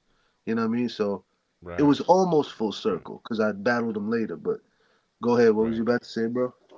And so then man, we get a battle I was there for, right? Yeah. We get you and Danny Myers. Hmm. So I'm coming out the gnome, man. This is the night that is the night they pick a winner for the Geechee Drake and battle. Rum. Yeah, Geechee Yeah. and Rum. Drake is there. So Drake's there, Yeah. and I want to talk about this in a little more detail than some of the other Yeah. battles because I was there, right? And Okay. I can draw to the atmosphere, and I want to talk about the atmosphere because Gotcha. it was unlike most battles that I go to. Uh huh. One, it was still COVID protocol, Yep. so Yep. just for the fans and the people that might not know, like there were tables out front, and everybody had to get swabbed, and then you had to Yeah. hang out for 15 minutes or 20 minutes to get your results. Crazy So time. yeah, so while you're Yeah. doing that, we're all hanging outside of Caffeine Studios, doing blogs, doing interviews, fellowshipping, talking, and you got a chance to see a lot of stuff that sometimes as artists you don't get to see because you're being rushed in the back of the building or you're being like it Yeah. really to me it was a time where fans and artists got a chance to mix mingle and entertain the same spaces without the demand of being quiet, loud Yeah. sounds. So it was a more controlled. So it almost felt like a college campus, man. Um, Yeah. then you get in the venue, and once you get in the venue, you got to go in the doors. It's it's unlike any event that I've been to. By then, I had already battled on caffeine, so I had Uh-huh. already figured it out. But you know, it's unlike any battle environment you ever been to. It's really quiet, like on the set. It's Yeah. people running around working. It's food services there. It It's a was a dressing room. production. Yeah, it's a big production. So, Yeah. as somebody that got inspired to battle rap, being on the set of 8 Mile and saw Yeah. it go from like little bitty bars to this, it's like, yo, this is crazy. Yeah. And then Drake gets there, and like is before Drake gets there, is red carpet, is interviews prior to battling, is Yeah. stopping and talking to it's like it's what you It's like known. me, man. This is me. Yeah. I'm sitting here. I'm happy for like I'm happy to be here because it's like, yo, man, this shit is bigger than what I ever imagined battle rap being at the Yeah. moment, and it wasn't a grandiose building or it was just a presentation. So now Yeah. Drake gets there, everything shuts down. People on the walkie talkies, they running around, Yeah. and you got a battle. You Right. Right. have Right. again because you're on a upward trajectory. Again, you're battling somebody that's on a champion run. Yep. Again, you're battling who's Undefeated. considered to be, yeah, not even And just undefeated, uh-huh. hadn't lost a round He had a on the round nouveau streak, metric. a battle streak, and his round streak was longer than the last round streak, which I think was It was held by by K Shine. Sean. Yeah. And Shine. and Chilla ended that streak. So now Danny had the new streak of like 15 rounds Yeah. undefeated. The week before, he's on caffeine and 30 chug. Yeah. You know what I mean? And Yeah. now we Yeah, on knowing. I was on that card. See, man, I'm Yeah, just yeah, there for yeah. everything, man. Yeah, So yeah. So so look, all this is going on and you got a battle. All yeah, this is happening. All this is happening. You step up to battle Danny. Uh we the fans, the people that follow, we know what happens, but I would like for you to Yeah, explain that moment from your opening round, what you anticipated, and how you felt afterwards. Go for it. man, I was shook because he's on a fucking rampage, bruh. He's beating the shit out of everybody, and his round streak was his caffeine round streak. He had a round streak in addition, like off caffeine. He was battling Mm-hmm. other people and still going crazy. Danny was a scary motherfucker to stand in front of. You know what I mean? Mm-hmm. And I had just in the 2-on-2, people said me and B Dot lost. You know what I mean? But my single battle record is still good. You know what I mean? I had something Yeah. to I had something to prove. We on Gnome. Everybody watches Gnome. This is Gnome during the caffeine era. And yeah, that whole presentation that you're talking about is overwhelming. I'm walking in and getting treated like a star, and I'm not even feeling like that outside of that. You know what I mean? But like, Okay. I'm walking, yo, you need water? I could go get you this. What do you need? You know what I mean? They got the red carpet. We taking pictures, quick little interviews live on the stream. I actually think Drake got there after my battle, like 2 battles after my battle. So he wasn't there yet. But um, Yeah. we knew he was coming, right? And that's a Right. whole Right. nother Right. set Right. of eyes. There was also rumors at the time that he'll be throwing a card in October. So we all want to be as good as we could be, so we get on that card. You know what I mean? And leading up to it, you know, everybody's saying this could be battle of the night. So I'm expecting a fight. I'm expecting to be like, I'm gonna get hit. I'm gonna bleed in this fight. You know what I Right. mean? And I wrote like that. We get there, and there's like a 5 minute intermission between us being on stage and when the battle starts. So me and Danny are just circling the ring like sharks, waiting, and it was just anticipation. And Yeah. the room, you could feel the tension in the room, like something was about to happen. That's what I felt like. But I thought it was gonna be a fucking fight, fireworks. I Mm-hmm. go first. I get less reaction than I expected, but I end crazy. You know what I mean? And then I still had good shit in there sprinkled too, and I still got some reaction. But I thought it would be more explosive. But the thing that I'm sticking to is I rap different than everybody. So let me show how hard it is, the shit that I Right. do. Right. The different flows and all of that shit. I wanted to sound like a fucking machine gun up there. You know what I mean? Not Yeah. like not like continuous, but just like I'm flipping shit back and forth. This is why I'm Yeah. different, kind of thing. You know what I mean? The world is watching. That's what was in my head. I do my first round. He rebuttals it. He gets maybe 12 bars in of exactly what I expected.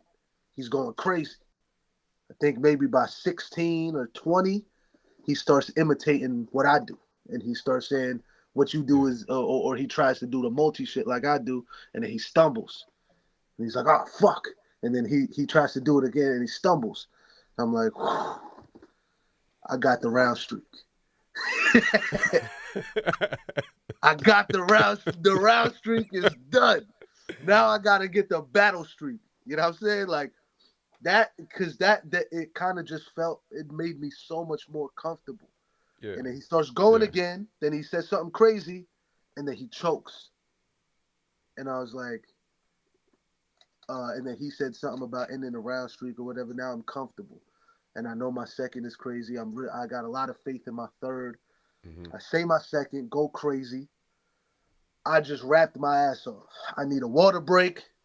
I Yeah. sip my water. Danny raps for 12 bars and then chokes. So I don't even get a break. Now I'm like, oh fuck, I gotta rap again. So I'm like, I rap, I do what I'm wanting, and I'm like, all right. I'm thinking, all right, I just ended his round streak. I ended his battle streak. Now let's get this third round off. Now, this is the first time I'm in a battle and I feel sadness in the room. Like, this is the first time we're in the Man. West. It It's was. Danny's It was. first gnome. It was. I had never in my life bruh. So Ever, bruh. I didn't know what to do, and it felt like I was trying to entertain a funeral. Not trying to be funny, but I mean like an Yeah, actual funeral. You know what I mean? yeah, Like it felt like everybody was rooting for Danny because Danny is a fan favorite, and he finally got a gnome, and it's on the West. You know what I mean? And he's on this crazy streak, and it's getting ended right in front of their eyes, and it's not even like it's not even something of like where I was just trash, but it was like what I'm saying is crazy to him, and it's kind of hurting to react because he's not even. It's like watching somebody, yeah. I guess, just get killed or something. Yeah, Like, I was there. We definitely the way I and I want to talk about that. The way I looked at it when I was watching the battle, it was like, man, and when he said, man, I'm just tired. Like when he said that, man, like that was like a movie. Like that was yeah, like Rocky. Like after after he done fought Apollo Creed, man, he got all these knots on his hair, and he just like, I'm just tired. I'm tired of fighting. And it was like, it was like, man, it was like, man, how can you feel? And instantly in that moment, man, me being a MC, man, and me looking at both of you as the MC's MC, man, yeah, it's like, while he got the win, man, I know it's like I know this shit is dope that he's saying, but like right now I just feel bad for Danny, man, because a lot yeah, of us thought so I could imagine just what's that what's that feeling like carrying on. But from that performance, you ended up like having that full circle moment. You ended up having a showdown like you were mentioning with Arsenal. Uh yeah, and then you and Av did Civil War. Uh, and right after you and Av was Civil War, man, this is the one. And I feel like although Drake wasn't there to see your battle, I believe ending that streak and the fact that you were formidable in ending that streak and uh-huh, all of your work previously, like not taking off a bar, not taking off a word, staying true to the culture, when it comes down to how you like to format and formulate your yeah, ideas and your thoughts, it landed you in a position uh, where, again, man, you said it. You were only doing one battle here and there, and you had just started to put your all your focus. And the yeah, biggest rapper in the world, yeah, maybe of all time, mm-hmm, says, I'm doing a birthday party, I'm doing an event, I'm booking yeah, the battles. I yeah, want to see a legend from where I'm from, my country's greatest, Pat Stay, uh-huh. rest in Long live that. paradise, Yeah, Pat Stay. I want to see him against Real Sick, like handpicked. You feel me? yeah, yeah. How did that feel? So I had known that he was watching my battles when I battled Arsenal because when I met Drake after I battled Danny and I was like, "You got to see me and Danny." He was like, "Nah, I missed it." But he was talking to me like he knew me because I think Mook was right there talking to Drake, and Mook was like, "Oh, that's Real Sick." And then and Drake made some face like, "Come on, I know who that is," but I didn't believe him all the way. You know what I Hmm. mean? I thought he was just talking or whatever, right? So I dap him up. We took a picture, whatever, and I was like, "Did you see?" He's like, "Nah, I missed it." So then I battle Arsenal, and when I get off stage, Smack's like, "Yo, come here, Shun," right? And I'm like, "All right." I go over there. He shows me his texts, and Drake is texting Smack like, "Yo, this kid Sick is crazy. He's killing this shit." Whatever he said, right? Hmm. Then I battle Av, which was also a crazy thing because that was the first time the crowds were back. Now Yeah, the yeah, crowds are back. 800 yeah. people in attendance. It's the first time I'm walking through and have to get escorted to the VIP. You got 800 app buyers in the crowd, so they all know me. Right. It's it's overwhelming. And I got to battle Av, and we had battle of the night. People said that was my first stage battle, right? And I think it's important to mention when we played Spades that weekend, that was the first weekend I went to a battle rap event and I wasn't battling. And that Mm. was also overwhelming seeing how much around this time my life is just changing, bro. Like I can't walk around. in Jersey or New York to a club, if I'm out for a couple hours, I'm gonna get stopped and recognized and asked for a picture. You know what I mean? Here and there. Right, Like, right, right. and that was overwhelming to me because I'd never experienced that, right? So then um we go to Summer Madness, same How are shit. the people around? How are the people around you? Before you go, how are the Yeah, people around you responding to that? Like your loved ones, the people closest to you when they're out with you now, when people are stopping you from doing stuff that y'all normally do, like grocery shopping or going to yeah. the mall or stuff like that. So How's now that? so now my parents super proud because now Yeah, yeah, they yeah. now they're like, we didn't even know this would happen, but other people are coming up to them and saying, yo, we saw your son with Drake, we saw your son with or they called him like Drake because they Yeah, have that yeah, yeah. accent or whatever. We see your son with whatever. We saw a TikTok of your son. We saw your son doing this. Or if we went out once for like my mom's birthday to a diner and this dude came up was like, yo, Real Sick, I'm a fan, whatever, whatever. They're seeing shit like that. People asking for pictures. Now they proud. My parents are Right, proud. right, right. My Okay. my my sister's married and she's in another state, so I don't get to go out with her or anything. But I'm also with my girl who was with me right before, like, my second battle on our battle.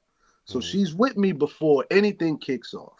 Yeah, yeah, yeah. And she's like, battle rap, what is you battling in a bar? Like, Yeah, what are yeah. you doing? And 2 years later, we at Chris Brown's house Word. watching a Yeah, battle. it's like, man, what And the then hell? I'm battling for Drake's birthday party. That was the Right. craziest weekend of my life. So And you end up on the stage with Pat yeah, Stay for yeah, Drake's party. right, You feel like, yo, man, Drake hand selected us, and I know how that feeling is, man, because they yeah, did when they did the King of the Dot Blackout right, event that he was a part of. I was a part of that. And yeah, he yeah, did the press conference, and it's like, I picked these battlers because, and it's like, oh shit, man, you're in tune with what I do. So that's a feeling of fulfillment that, hey man, the work that I'm putting in is not only paying dues as far as monetarily, yeah, but it's also getting me some recognition in this thing called hip hop that I've aspired to do. So sure. you end up on stage standing across a legend in our That's it. culture, Yeah, both as charismatic as he is lyrical. He has the stage presence. He's got the charm. He's got the wit. He's got the stature. So it's not gonna look like you're just gonna beat him up. So like, right. it's so many things that my bad. It's so many things that can go uh, right and wrong in this Yeah, battle. Uh, Please share with us yeah, being on that stage, a play by play from round one to the end, and then just how your relationship with Pat uh, changed, yeah. if at So all, after that battle. right. So like I said, Nino Bless is one of my best friends. Him and Pat were even closer.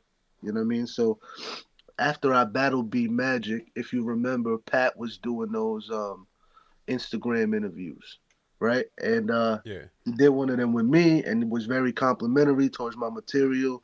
And we were always cool. And after every battle, he would send me voice notes on Instagram about, yeah. yo, your Danny, yo, your shit with Mike was crazy. My favorite bar was when you said this. Yo, you're amazing, bro. You're flawless. He used to always tell me I was flawless, Mm, which meant a lot to me because Pat was one of my favorites. yeah.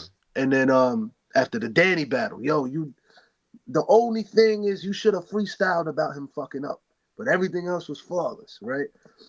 And then we get the call from Beasley, and he says, "Yo, Drake personally picked this battle. He wants to see you and Pat Stay. We got this much money. This is the first time I got 5 figures for a battle." Hmm. So I'm like, "What the fuck is this? Is crazy for 9 minutes? Like, this is Hmm. fucking nuts. I'm here for a year. This is my first full year on URL, and this shit is happening. And again, I can't react to it. I can only enjoy it for a night. But now I gotta head down, work. I gotta get right into writing, right? And but Right. Pat had called and he was like, "Yo, I'm cool with you. I didn't think we would be doing this." And I said, "Me too." But he was like, yo, Drake said he wants to see it. Let's give him a show. I was like, all right, fine. Right. Prepping for Pat is like the only people that were like the people that were the most unpredictable that I had to prepare for was Pat, Twerk, and Dizaster. To where you're just like, what are they about to do? I have no idea. I don't know. Like you got that was my first time battling somebody like that, and I'm playing out every scenario, and I gotta have something for this. I gotta have something for this, and like it was weird, bruh. And then also my boy Nino is cool with both of us, so he backed out. He was like, I don't want to hear any bars. And usually, I'm a go on a tangent real quick, but I'll be back. I always compare Yeah. battle rap to comedy, right? Comedians kind of have a lot of the same things. We have the timing, punchlines, the how good you doing based on the crowd reaction, all of that kind of stuff. But the two main things that are the difference is one, they're not, or the three main, they're not rhyming, right? They don't have somebody against them. And the third thing is they get to try their set around the Yeah. country and see what punchlines work, what jokes work, what you know what I mean? Yeah. Battle Yeah. rappers don't get to do that. Yeah. Our tour is our boys on the phone. Hey yo, Yeah. I got this bar. I got yo, this my first round. This my second round.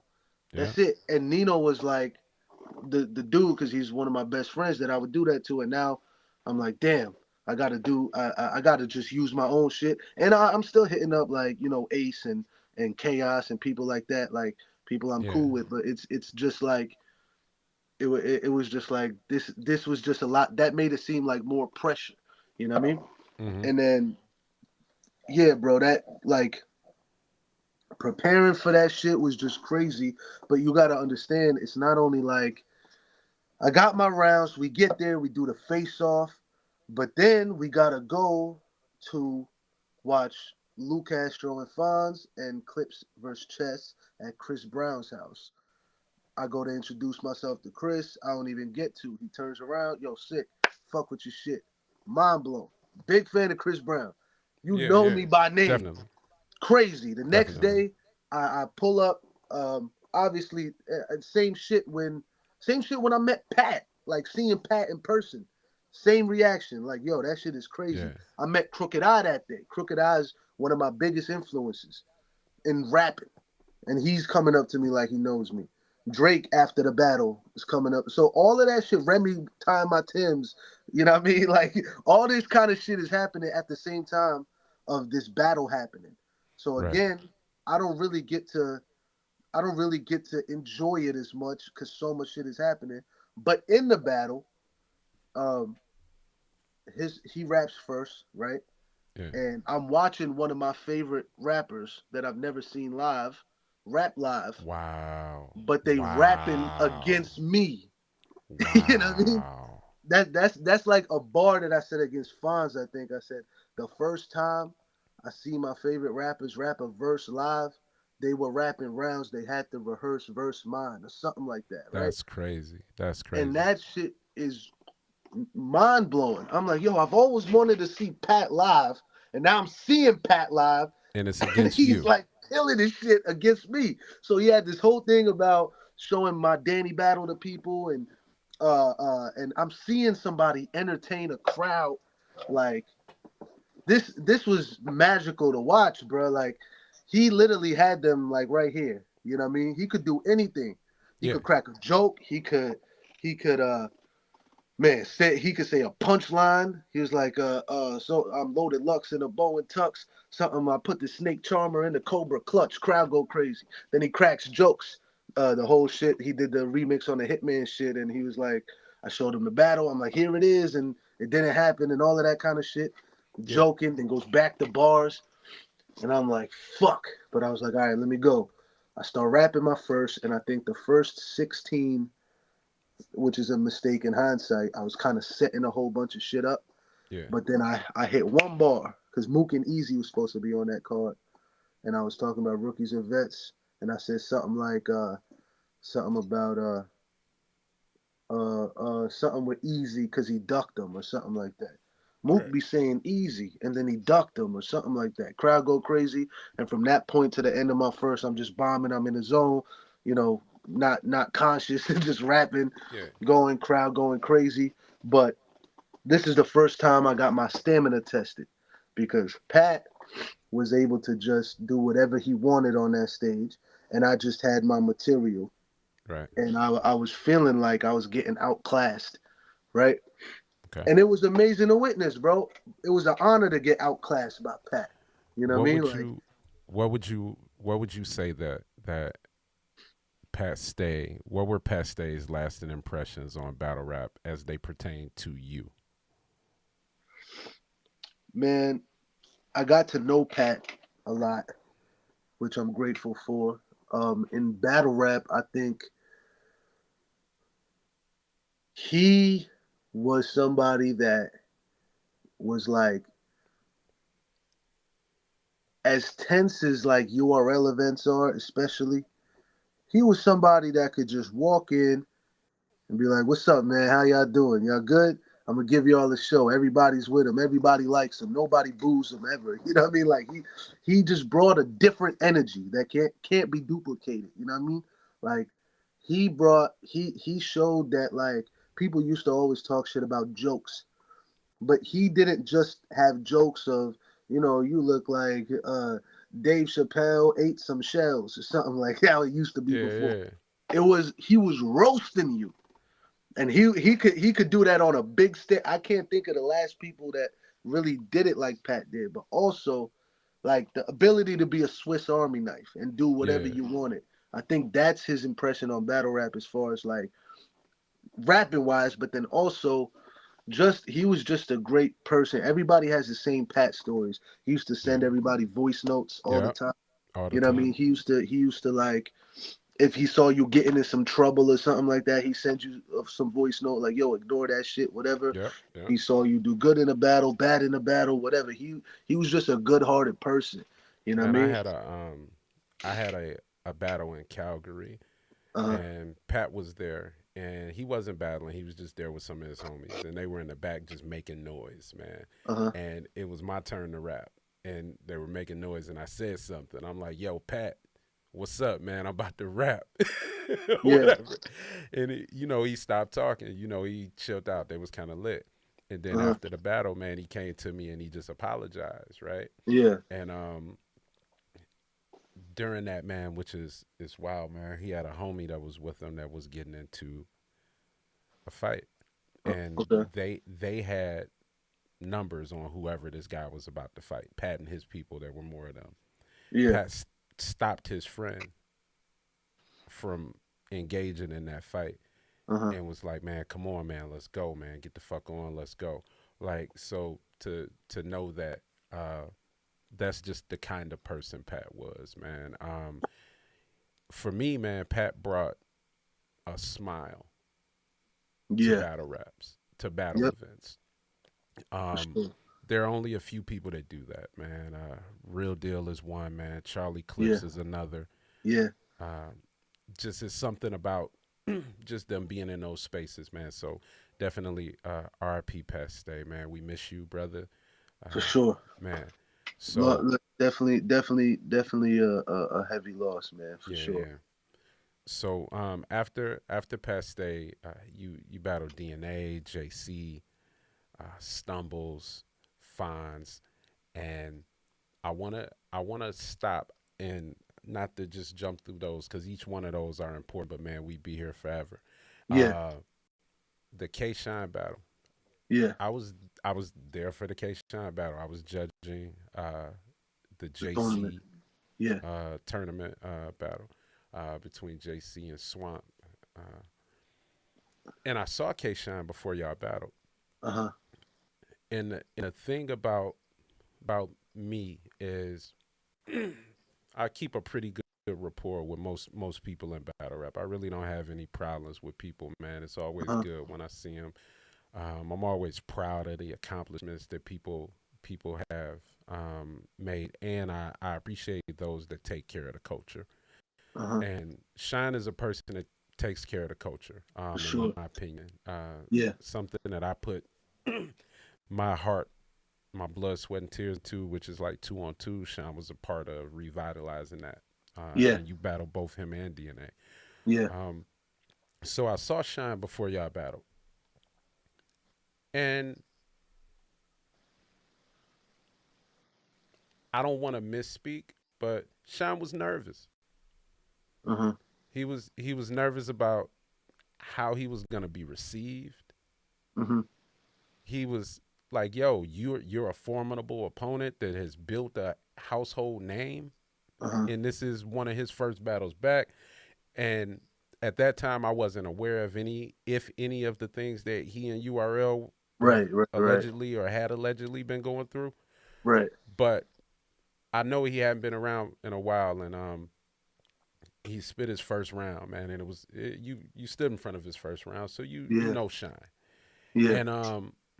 And I was like, man, you're K Shine. Yeah. I'm like, you are K Shine, bro. Like you're like, what are you? This is Smack, and you're K Shine. What are you talking about, man? And he went out on the stage, and he was K Shine. Yeah. And that's a testament to you, because he knew, yo, I still gotta come with, and to see, again, man, we always hate when people are filming, but man, it really helps sometimes, just because it serves as some inspiration where it shows us the human side of, let's say, a K Shine that the fans don't get to see. We get to see this all the time. And y'all had a conversation after the battle, because it was a battle where I thought you were cooking. I hated your shoes. I'm just gonna tell you, I hated your shoes with a passion. I hated them with a passion. But you were rapping. You came to rap, and you weren't necessarily. I hated them, bro. I hated them. I kind of like those shoes, man. Man, I hate them with a passion, man. I want them burnt. I want them shot dead. I want them brought out to the street. I want them killed in front of their family. Now, I'm watching that, man, and I've been a person that's been spitting something fire, and you look, man, I hate those shoes, man. Get rid of them. And the fact that they're still in tip-top shape, man. Just, I want you to go cut the grass. Wear those shoes, man. Listen, if you wear those shoes against me, I have no other material. Now, so man, like I've been on that stage, man, and I've said something, man, and felt that I left something on that stage, and I should have done better. It may have been good for y'all, but I felt like, and you said something in that, with all the greatness that Shine said, man, because he did exactly what he's supposed to do as a vet, talking to somebody that's coming up in this culture, especially on this company that I'm a mainstay in. But it's what you said. My bad. Because you care about the craft. Yeah. Right then, it was like, yo, you're one of the people that I'd be like, yo, man, it's good. It's good with him. It's going to be all right. It's going to be all right with him. It'll be okay. Like, and by it, battle rap, it'll be okay. Like, you're one of the people that I think, based on that and what you do with your pen, that stands out. So what did you think, not only of the battle, man, because we talked about a lot of on-stage stuff. Yeah. After that battle, I wanna talk about the feeling prior to talking to Shine, and then the next few days after you spoke to him.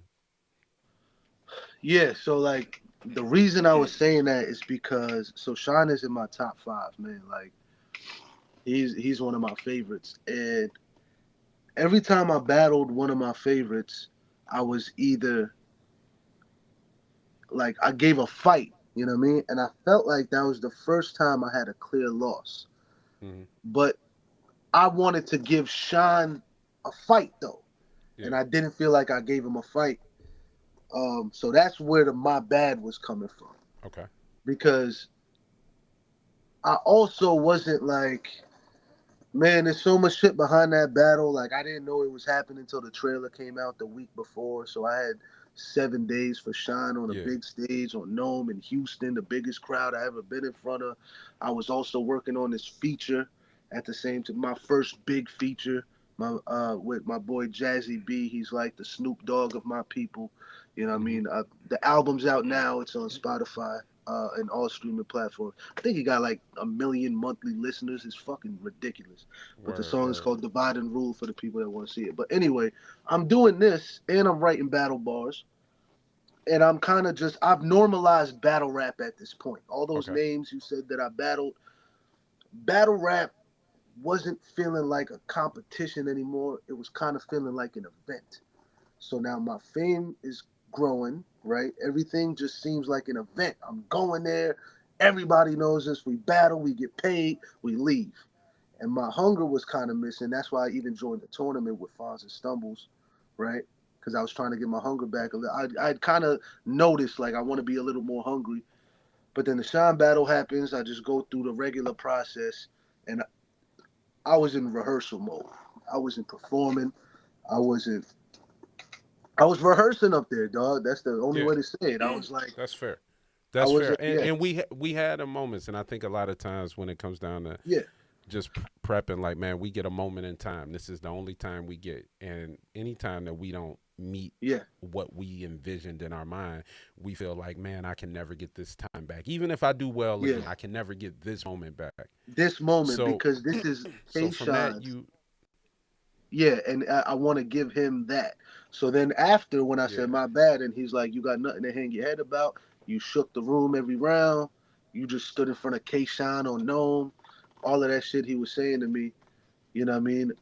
And the following days after that is when I had that reflection of, yo, I've been battling nonstop since the tournament. From Jada yeah, Nightwing to Tayshawn, I've been battling nonstop.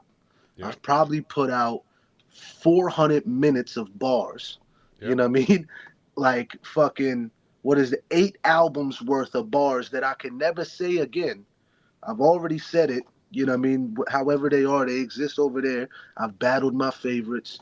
I've normalized this too much. I need to get the feeling back that I had when I battled Chilla, when I battled Mike, when I battled Danny. That's when I was like, mm-hmm, my mm-hmm. back's against the wall and I gotta do something about it. You know what I mean? And that probably relates to how I felt And in my childhood. You know what I mean? Like growing up and shit. So I was like, I need one of those. I need to be scared of my opponent. I need to be scared of the situation. I need to battle like if I don't do good, I'm never coming back here. And for the first time, I had people saying negative things about me. mm-hmm. Majority.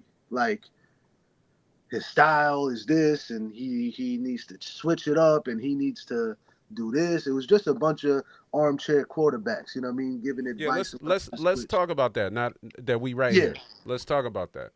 Let's yeah, talk about. I'm gonna just say it. Let's talk about biggity biggity biggity biggity. All yeah, right. yeah, yeah, yeah. Let's talk about it. I Right. skipped over the fines, but fines got this going. So there Yeah. is something, Shout out to and Fonz. we're gonna get back to this story, y'all. All y'all tuning in. We got the twerk battle.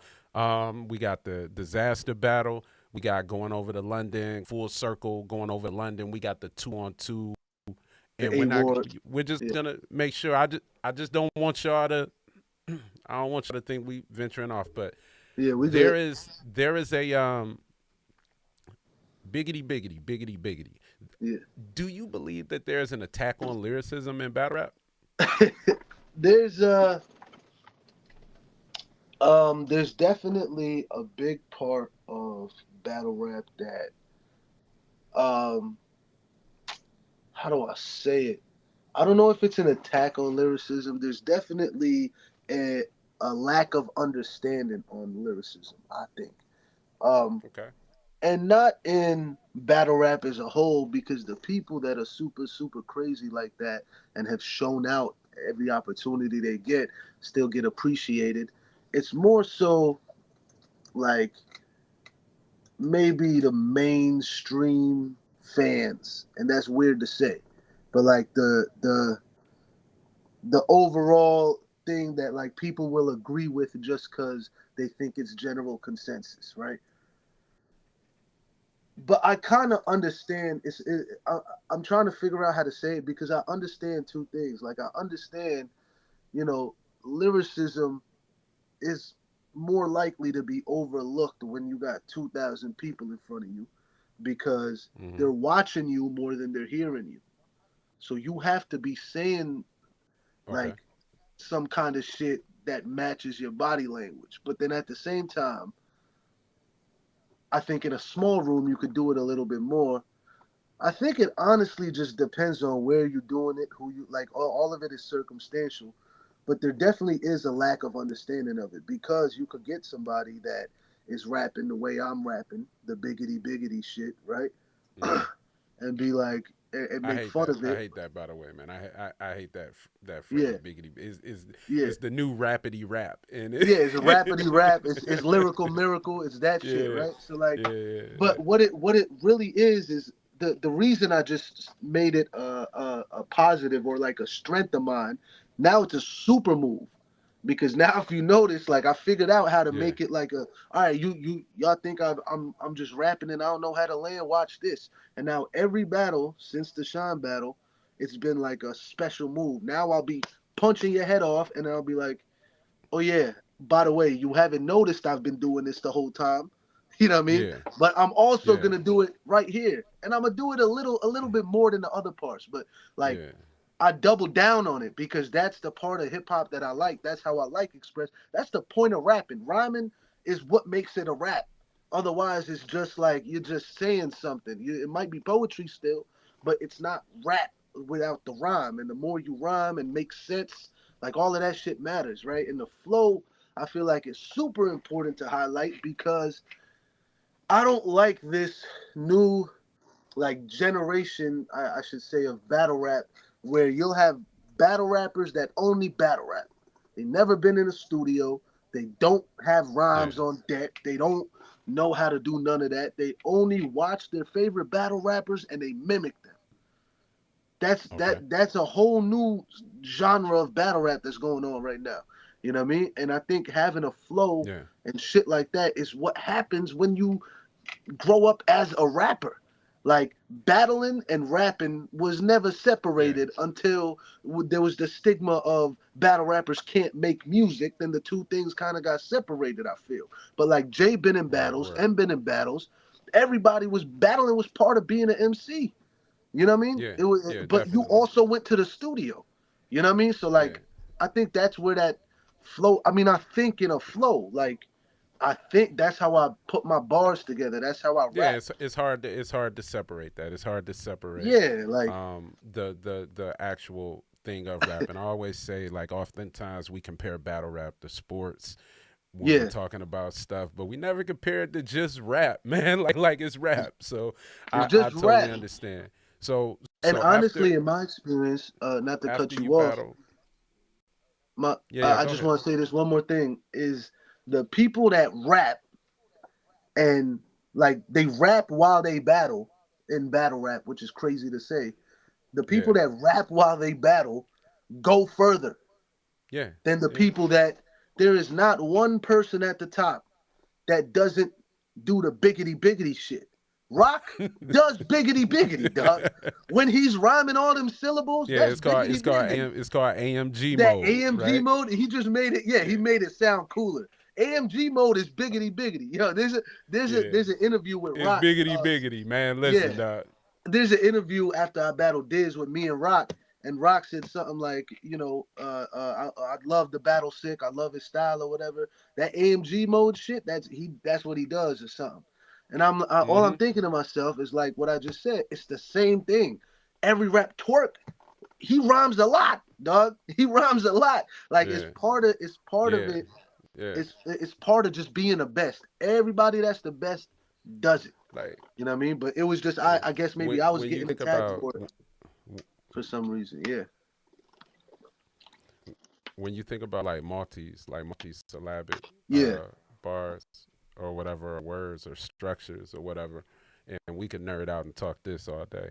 Yeah. Um, we'll save it. We almost at the. But when you Yeah, think about somebody like Nitty, like there's so many similarities between Nitty, Thesaurus, and Ilmac that yeah. people They don't don't get get it.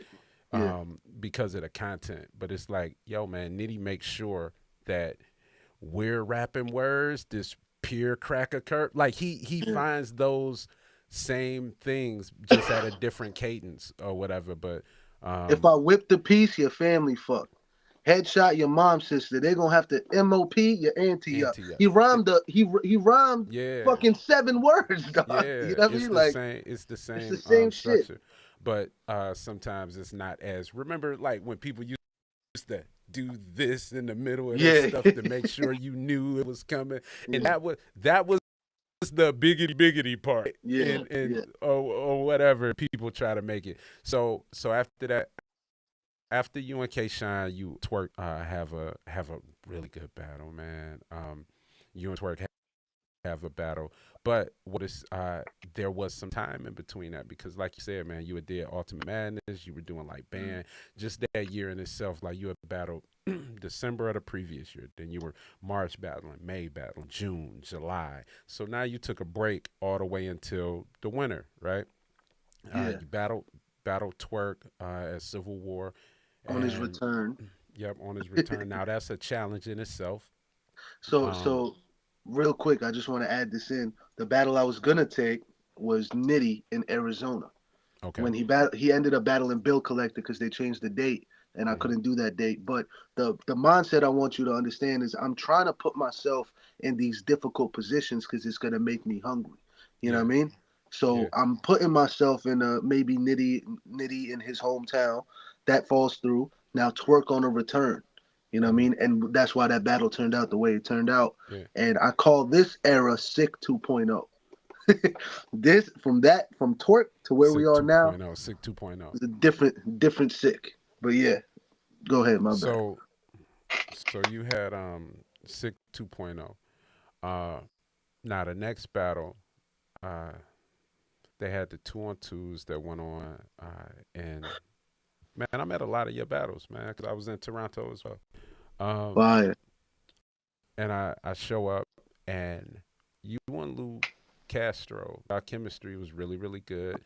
Uh Thank you. I think that while I think very highly of you and B Dot as individual lyricists, and y'all are two like of the people when I think about people that I want to rap against, right? Uh huh. Uh, I think about the Daylights, the shit, the Avs. Me and Av just battled.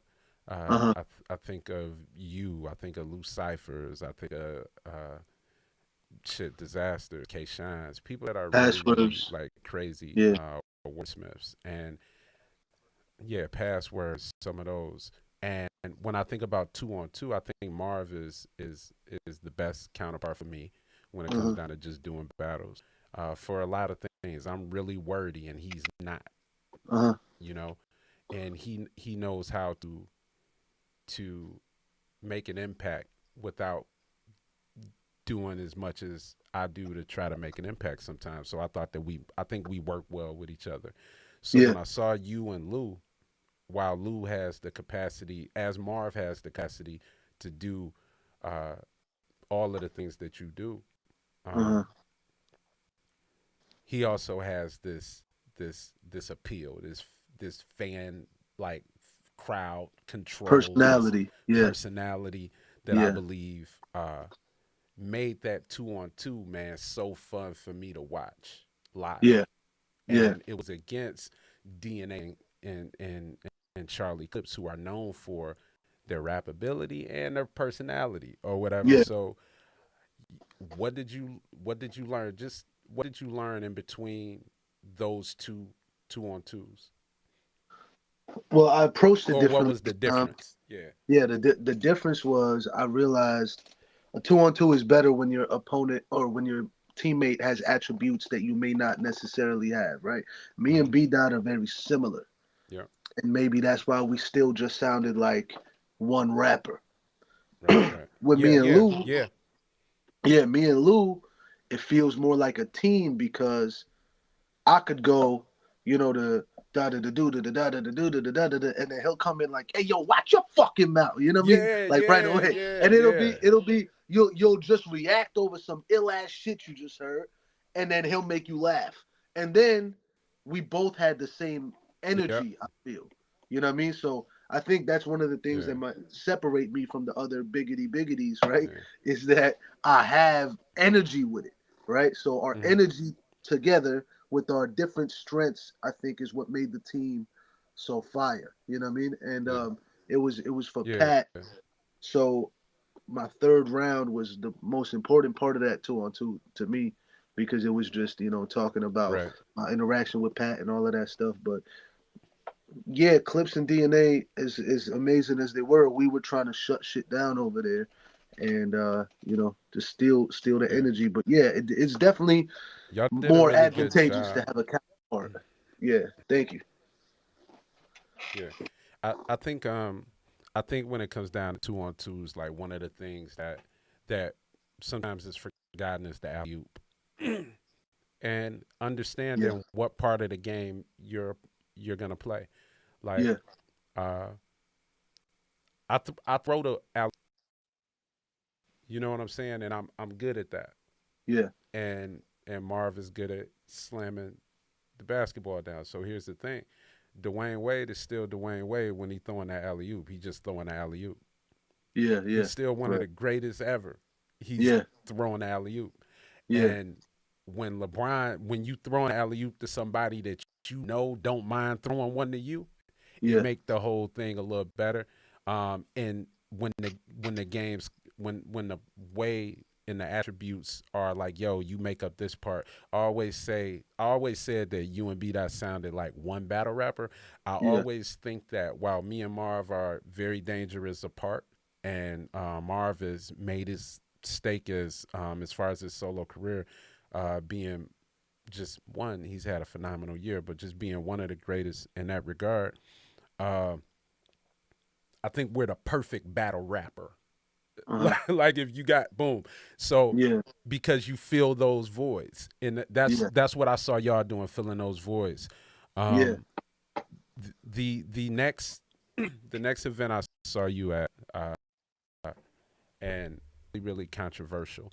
Now, I knew about the battle happening probably way before the rest of the world knew, or Uh-huh. whatever the case is. That's the cool part of being in the culture. Um, you find out what's happening, and because you're a trusted individual that's not going to run and tell everybody, you're Right, able to just watch how things play out and watch how things work. And I thought that y'all, the way it was organized and orchestrated to happen was perfect promotion for it. I uh-huh. thought the setup was great. I thought the timing was perfect because it wasn't like when Dizaster and Jonah battled, when Right, Jonah was really new. And the only thing that you could say is, okay, they rap similar ways. They they they're different from everybody here. right. Their aggression is at this level. Yeah, Like, you had not only shown those things, you had battled throughout those quote unquote comparisons to actually make a name. Whereas I believe that Jonah, while he was making a name, I believe that he battled Dizaster before it was time for him to battle Dizaster. Uh, hmm, for and sure. the circumstances were a little different. It was in LA, it was on his home league. He wasn't with anybody from whatever, from where he's from. Uh-huh. Well, Diz is crossing over to where you play ball, Yeah, where you've created the content. You've been a part of creating the moments over here. This isn't, while you've made moments in battle rap, this is fairly a new territory to you because you've been here a couple times, but when we talk about your response on that stage versus his on that stage, during that time he had some stuff to prove too, right? yeah, yep, Y'all got on the stage, and it was something that that you did in your bars. Like, you opened up about coming up in the culture, having respect for the people that helped start this culture, yeah, being around the people that helped start this culture, Right. and accepted you into this culture and being somebody that is a part of a culture that got marginalized, Yeah. you understood and you expressed that in a rap battle, Yeah. which was really dope. Thank you. And you did it early on, which was Yeah. really brave. And then you went on into talking about uh, Diz's occurrences with the same culture that you've been in great brought into, or that you decided to um, put yourself into, Yeah. and some of the choices that he's made being a guest in this culture that are a Yeah. little different from the choices that you made. And this isn't to shit on nobody. This isn't to do anything but talk It about is what it something that is. happened. Yeah. Yeah. And you made a comment. You said how you let the N-bomb fly in some battles and in some conversation and in some different spaces. And just, hey, man, maybe you feel a little comfortable with this, but this is how I feel about it. And I felt that you did a good, you did it in a way where you were able to challenge him, right? Yeah. And make a stand as far as where you see and how you feel about it. Because Yeah. oftentimes as a black man, we look at things that happen within culture, uh, whether it's society or it's music or whatever it is.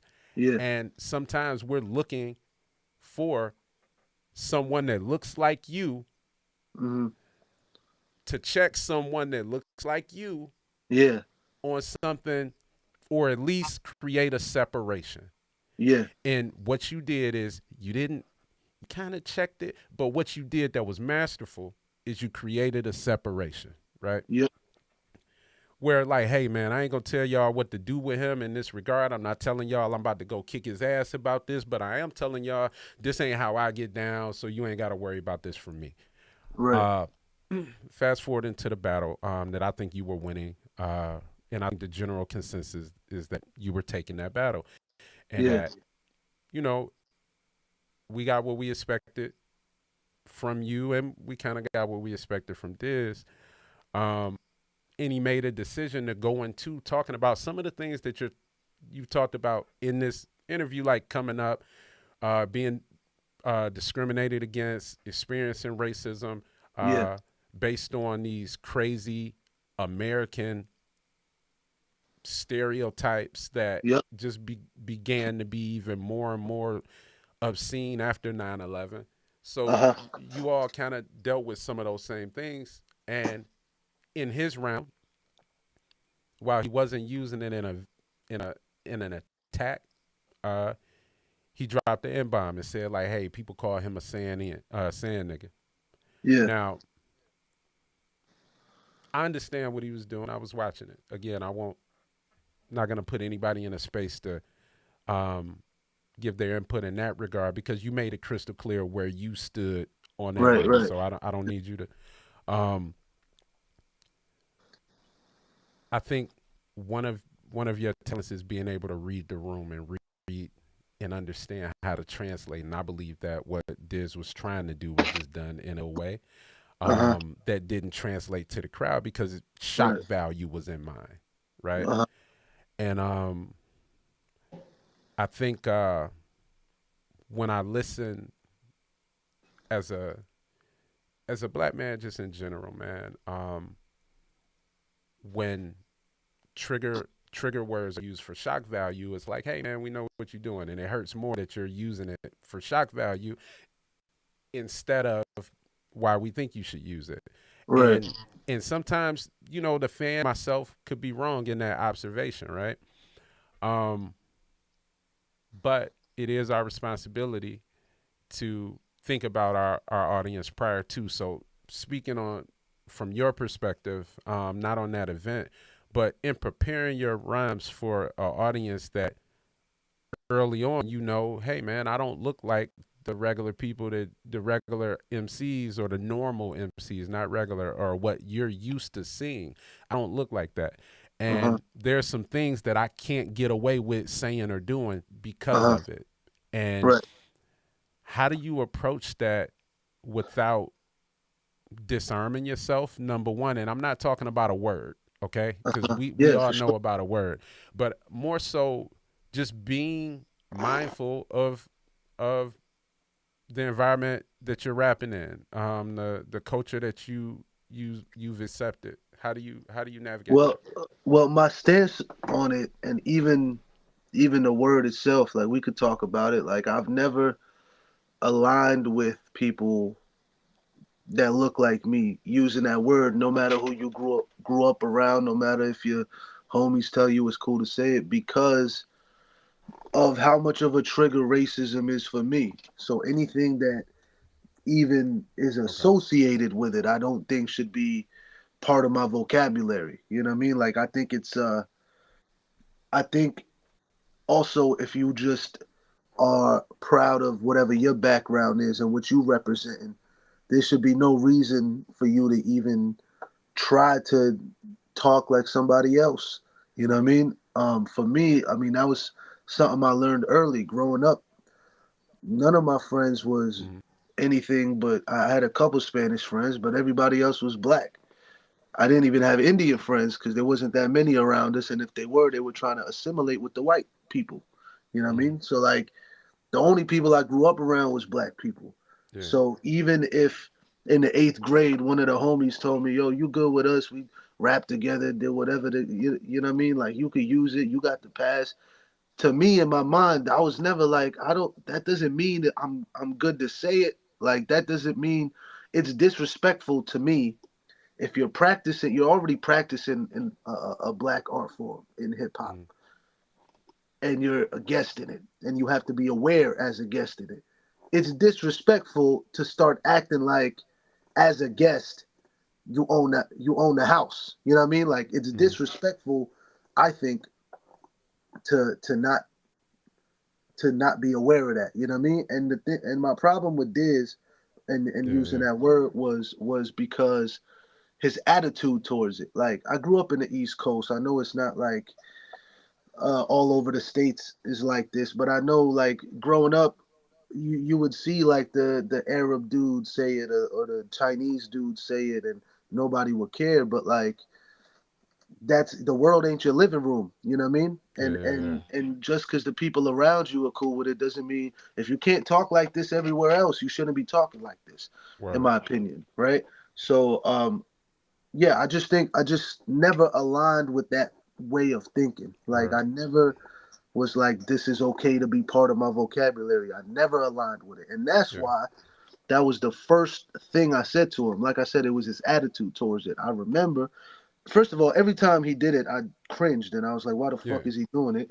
And then the second time, second thing is Marv kind of said something to him about it after Yeah. his hollow battle. He said that like hurt my feelings or whatever. And he said it in a very, in like a way that I believe that you should be sympathetic or like understand. Is that the Yeah. word? Not Empathetic. sympathetic.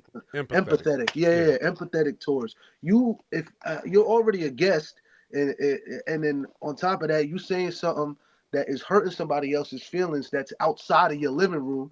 The least you could do is be like, "Yo, my bad." Like my homies are cool with it, so I get used to it Yeah. sometimes, whatever, whatever.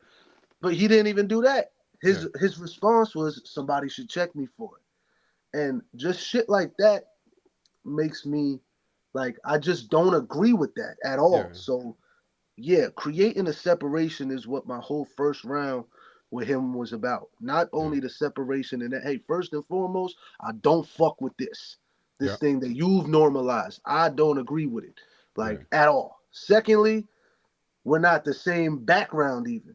So let me Right. create the separate, even in our stereotypes, 7-11, Yep. 9-11, you know what I mean? Yep. Like even in, that's what, and then third, we don't rap the same. I Right. hate it when people would compare us just because we do You got a multis, rapid fire kind of flow, but it's like our it's it's pacing. it's Yeah, very different. It's very different. yeah, Yours is his is more like a, if we were to say guns, this is a semi-automatic gun that we're shooting at whatever runs up, and yours is yeah, more targeted and aimed at, yeah, and it's just different styles, not making one worse or better. yeah.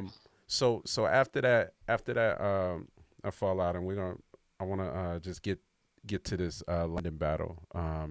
I, wa- wait, UNA Ward, y'all have a classic come the end of the Thank you. year. I think Thank you. um, I was I was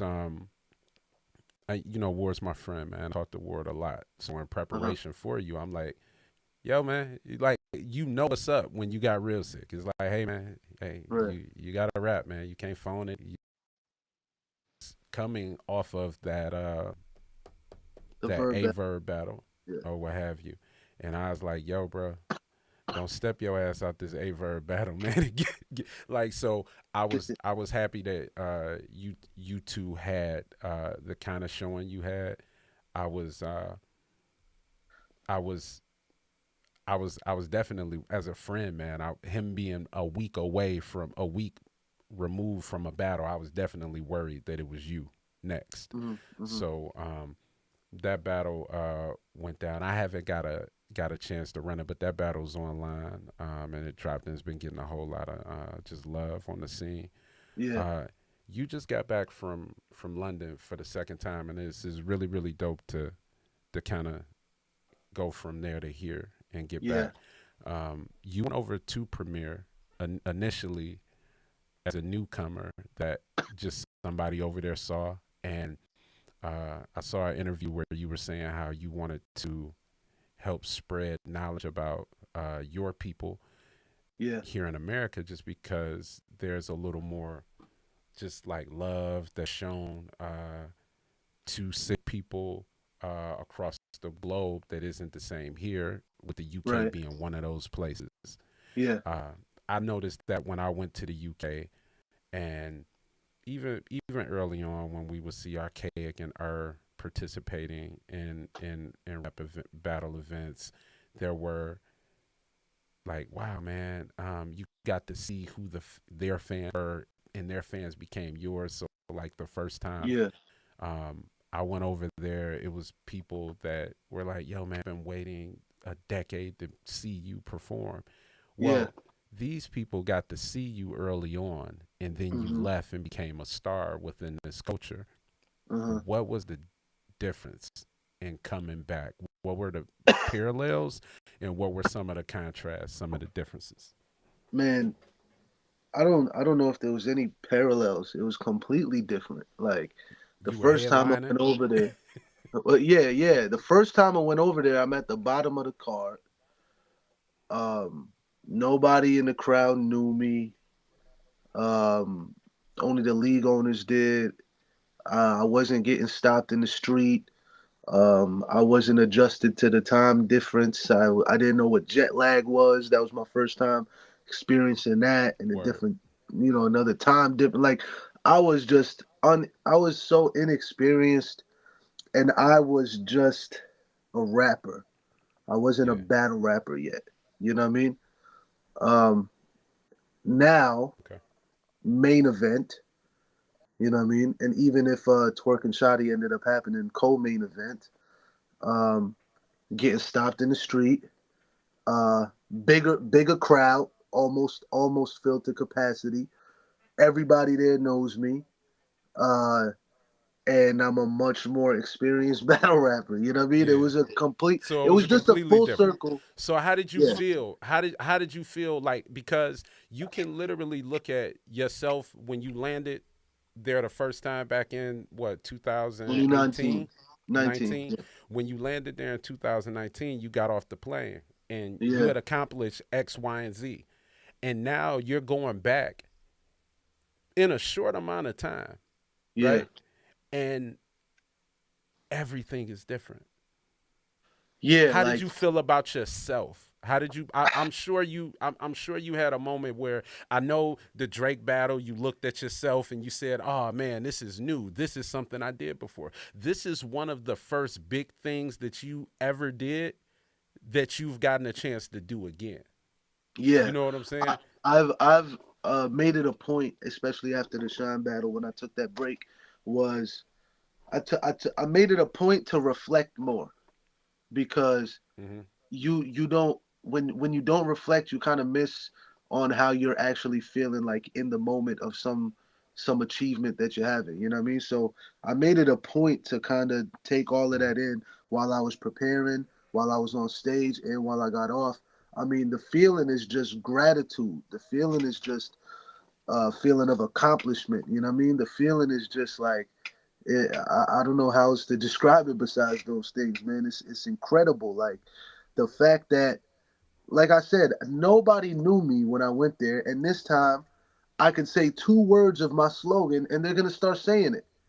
Yeah. They said every slogan, even the new slogan I got that I said in homeschool against homeschooling A Ward. You know, God is an energy, and I got it. That shit that I turned into a slogan, right? Just because how much people liked it. Like they said that shit. They said the whole ending shit with me, bro. And people, I left the stage, and the first time I left, people just said, "Yo, this was the best international performance we had this year in 2019." This time when I left, Word. people are saying, Wow. "Bro, you the best in the world."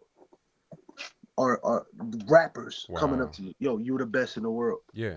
Like That's that. that's amazing. First of all, like I said before, it hits different when it's in another accent. You know what I mean? It's like, God damn, this is like this Right. this far away, and people are over here fucking with me. But, bruh, it's just, yeah, it's like unbelievable, but it also is motivating. It's gratitude, like Hmm. man, like it's and really accomplishment. You know what I mean? Like accomplishment Word. or accomplishing is the feeling that I really got from that, man. It was full circle moment, and the first time I went out there, I just got a flight in a hotel, and this time I Hmm. went out and I'm getting paid. You know what I mean? So Yeah, yeah. That's something, man. And crazy. I gotta say that being somebody that's had an opportunity to literally watch your career from the Yeah. beginning to where it is now, man, Right. you're somebody that makes me proud to be a part of this thing we call battle rap and this thing we call hip hop.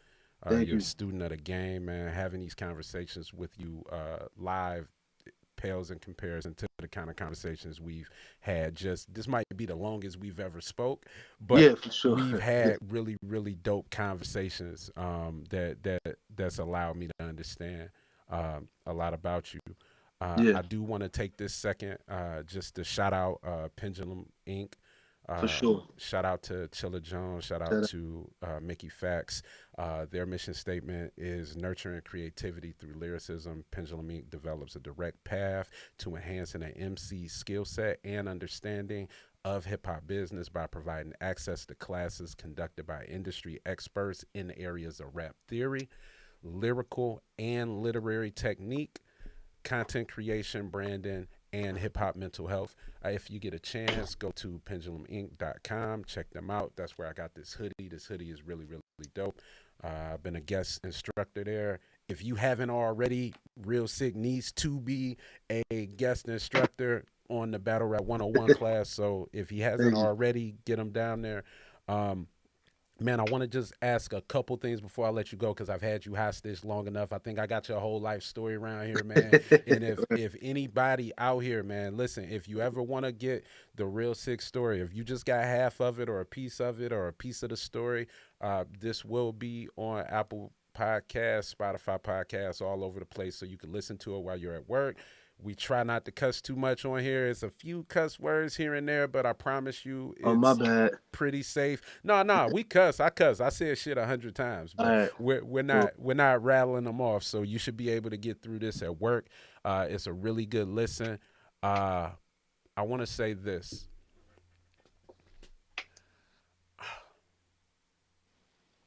It takes a whole lot to get in front of people and do what we do, for right? sure.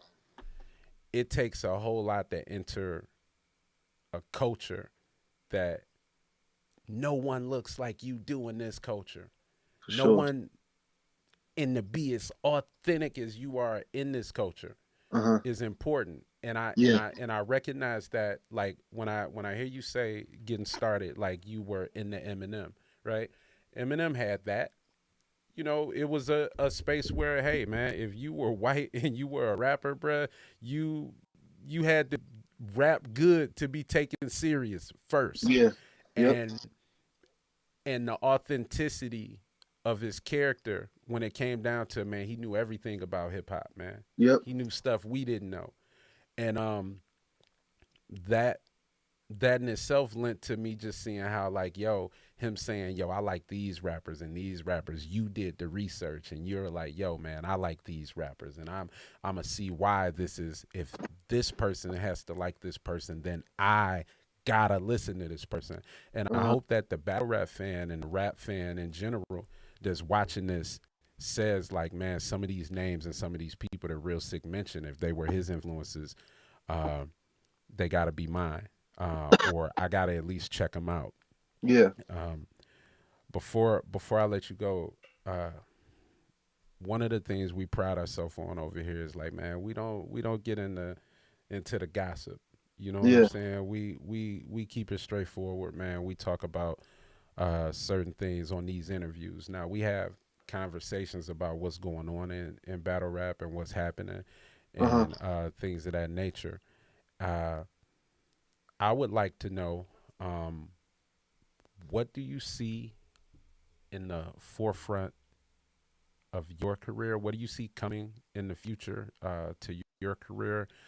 Some of the things you look forward to, and when you look down the road on battle rap, what do you see? Um, well, I've been blessed enough to accomplish most of what I wanted to accomplish. Like I got a Summer Madness under the belt. I got two Gnomes under the belt. I got a Volume under the belt. I've battled some of my favorites, some of the people that influenced my battle style. You know what I mean? Like I've almost beat the game, and in my sense, not Okay, other people might want, like, I don't care about fame or none of that shit, or as great as the money is, like that's not the only motive. The motive is the respect. When I mm-hmm. respect somebody, and when Nitty and JC come up to me after I battle Ward and they're like, "Bruh, you one of the best." Word. Shit like that matters Okay, to me the most. So, um, battle wise, I got three names I definitely want to battle that hopefully happen next year, which is Ilmac, Nitty, and Rock.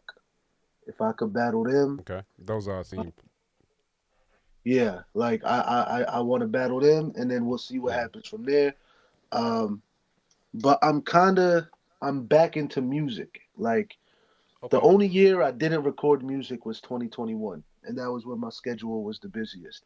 okay. Other than that, since I got in the booth to today, I've been in the booth all the time. So Got you. I was lucky enough through battle rap to Mm-hmm. get um, like, or because of battle rap, get a music opportunity, because somebody was, they discovered me through that and wanted to put a budget behind me and all that kind of stuff for a Okay, project that I've actually been talking about here and there. okay, It's in its final stages. I handed it in. I had some like other shit to record or whatever. It's almost done, but you're gonna be getting a lot of music from me, and I've been saying that for a okay. while. But there just needs to be like a couple things that need to be ironed out, and then it's just gonna be a bunch of music. I've been Got recording you. a lot, um, and I want to give a project, like this first project is kind of gonna transition people that know me from battling into music, because I know people like watching me rap. I need to make Right. sure they like listening to me rap. You know what I mean? So like Okay. Dope.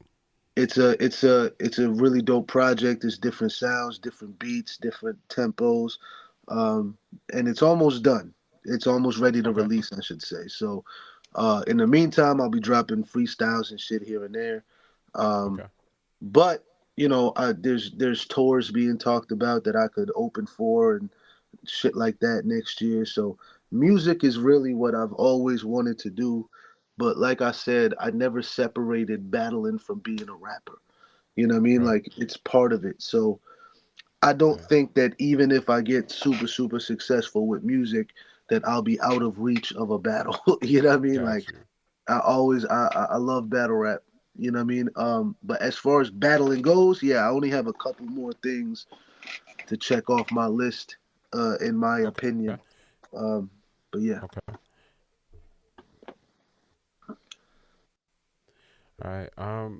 I think Man, I always at the end of the show, man, I try to, like, if we got a little audience in here, we just gonna see what happened before we get out of here because we're about to wrap this up. Uh-huh. I'm gonna put this phone number at the bottom, man. I'm gonna only leave it up here for probably 60 seconds, man. If one of y'all call, y'all want to ask Real Sick something, man, y'all can. But if y'all don't, then yo, man, y'all just don't, man. Y'all don't get to talk to him. Sick, man. I appreciate you taking the time just to have a Thank you. conversation with us on the pod. It's something that's really, really dear to my heart. I've been trying to do this again and again and again and again and again and again or Uh-huh. whatever. So just having this conversation is dope, man. We had a really dope conversation with Miss Miami. We got one with Loso coming up. Hmm. We got some throwback episodes that got A Ward, Murder Mook, and a few others, man. And we really just chop it up and get some insight as what's going on in the culture, what's going on with people, man. Give us an opportunity to be more than just battlers. So, Uh-huh. with that said, man, I want to thank you for joining us, and I want Thank you. everybody that's watching and that's paying attention to make sure that you go online. Make sure you go online. Go to the homie Real Sick store. If you haven't noticed, man, we got a mark right here, man. Real Sick. Go to his store. Go to his shop, man. It's realsickstore.com. You can get all your stuff. And just in case you act like that's not a big enough logo for you to see, all you got to do is screenshot right now, and then you could just follow that, or you could type it in, man. It's Real Sick. I'm sorry, I got it wrong. Make sure you go online and again, you check it out. It's Uh-huh. realsickstore.com. And Thank real you. quick to add to that, there's my I've been kind of because since I've been working so hard, haven't got to really build on the merch site as much. But it's like a full focus thing now.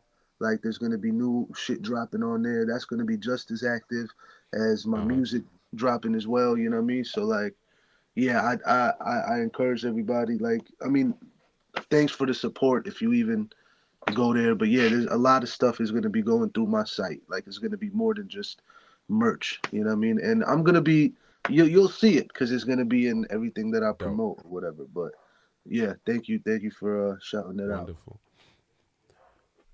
Word, word. So listen, man, make sure y'all tune in, man. We are live on every place you can listen to podcasts, man. We're on YouTube, we're on Twitter, we stream these. And Yeah, throughout the week, man, we do little one-off interviews, little one-off discussions. We'll do some group chats, some talking with the crew, talking with the whole gang, chopping it up with the upstairs gang, which says what's up to you, man. All the upstairs, man. Everybody upstairs say yeah. what's up.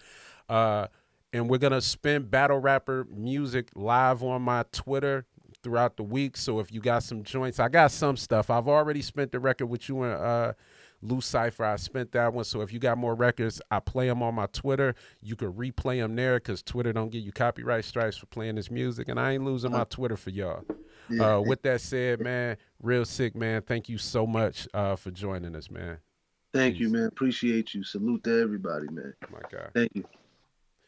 Yo, and that said, man, we gonna wrap it up, man. I said, yo, podcast, your host, Quest MCODY. You already know what time it is. Mic check 1 2 1 2. Click pile if your shit file. Detroit, we in here now. Upstairs gang. Peace.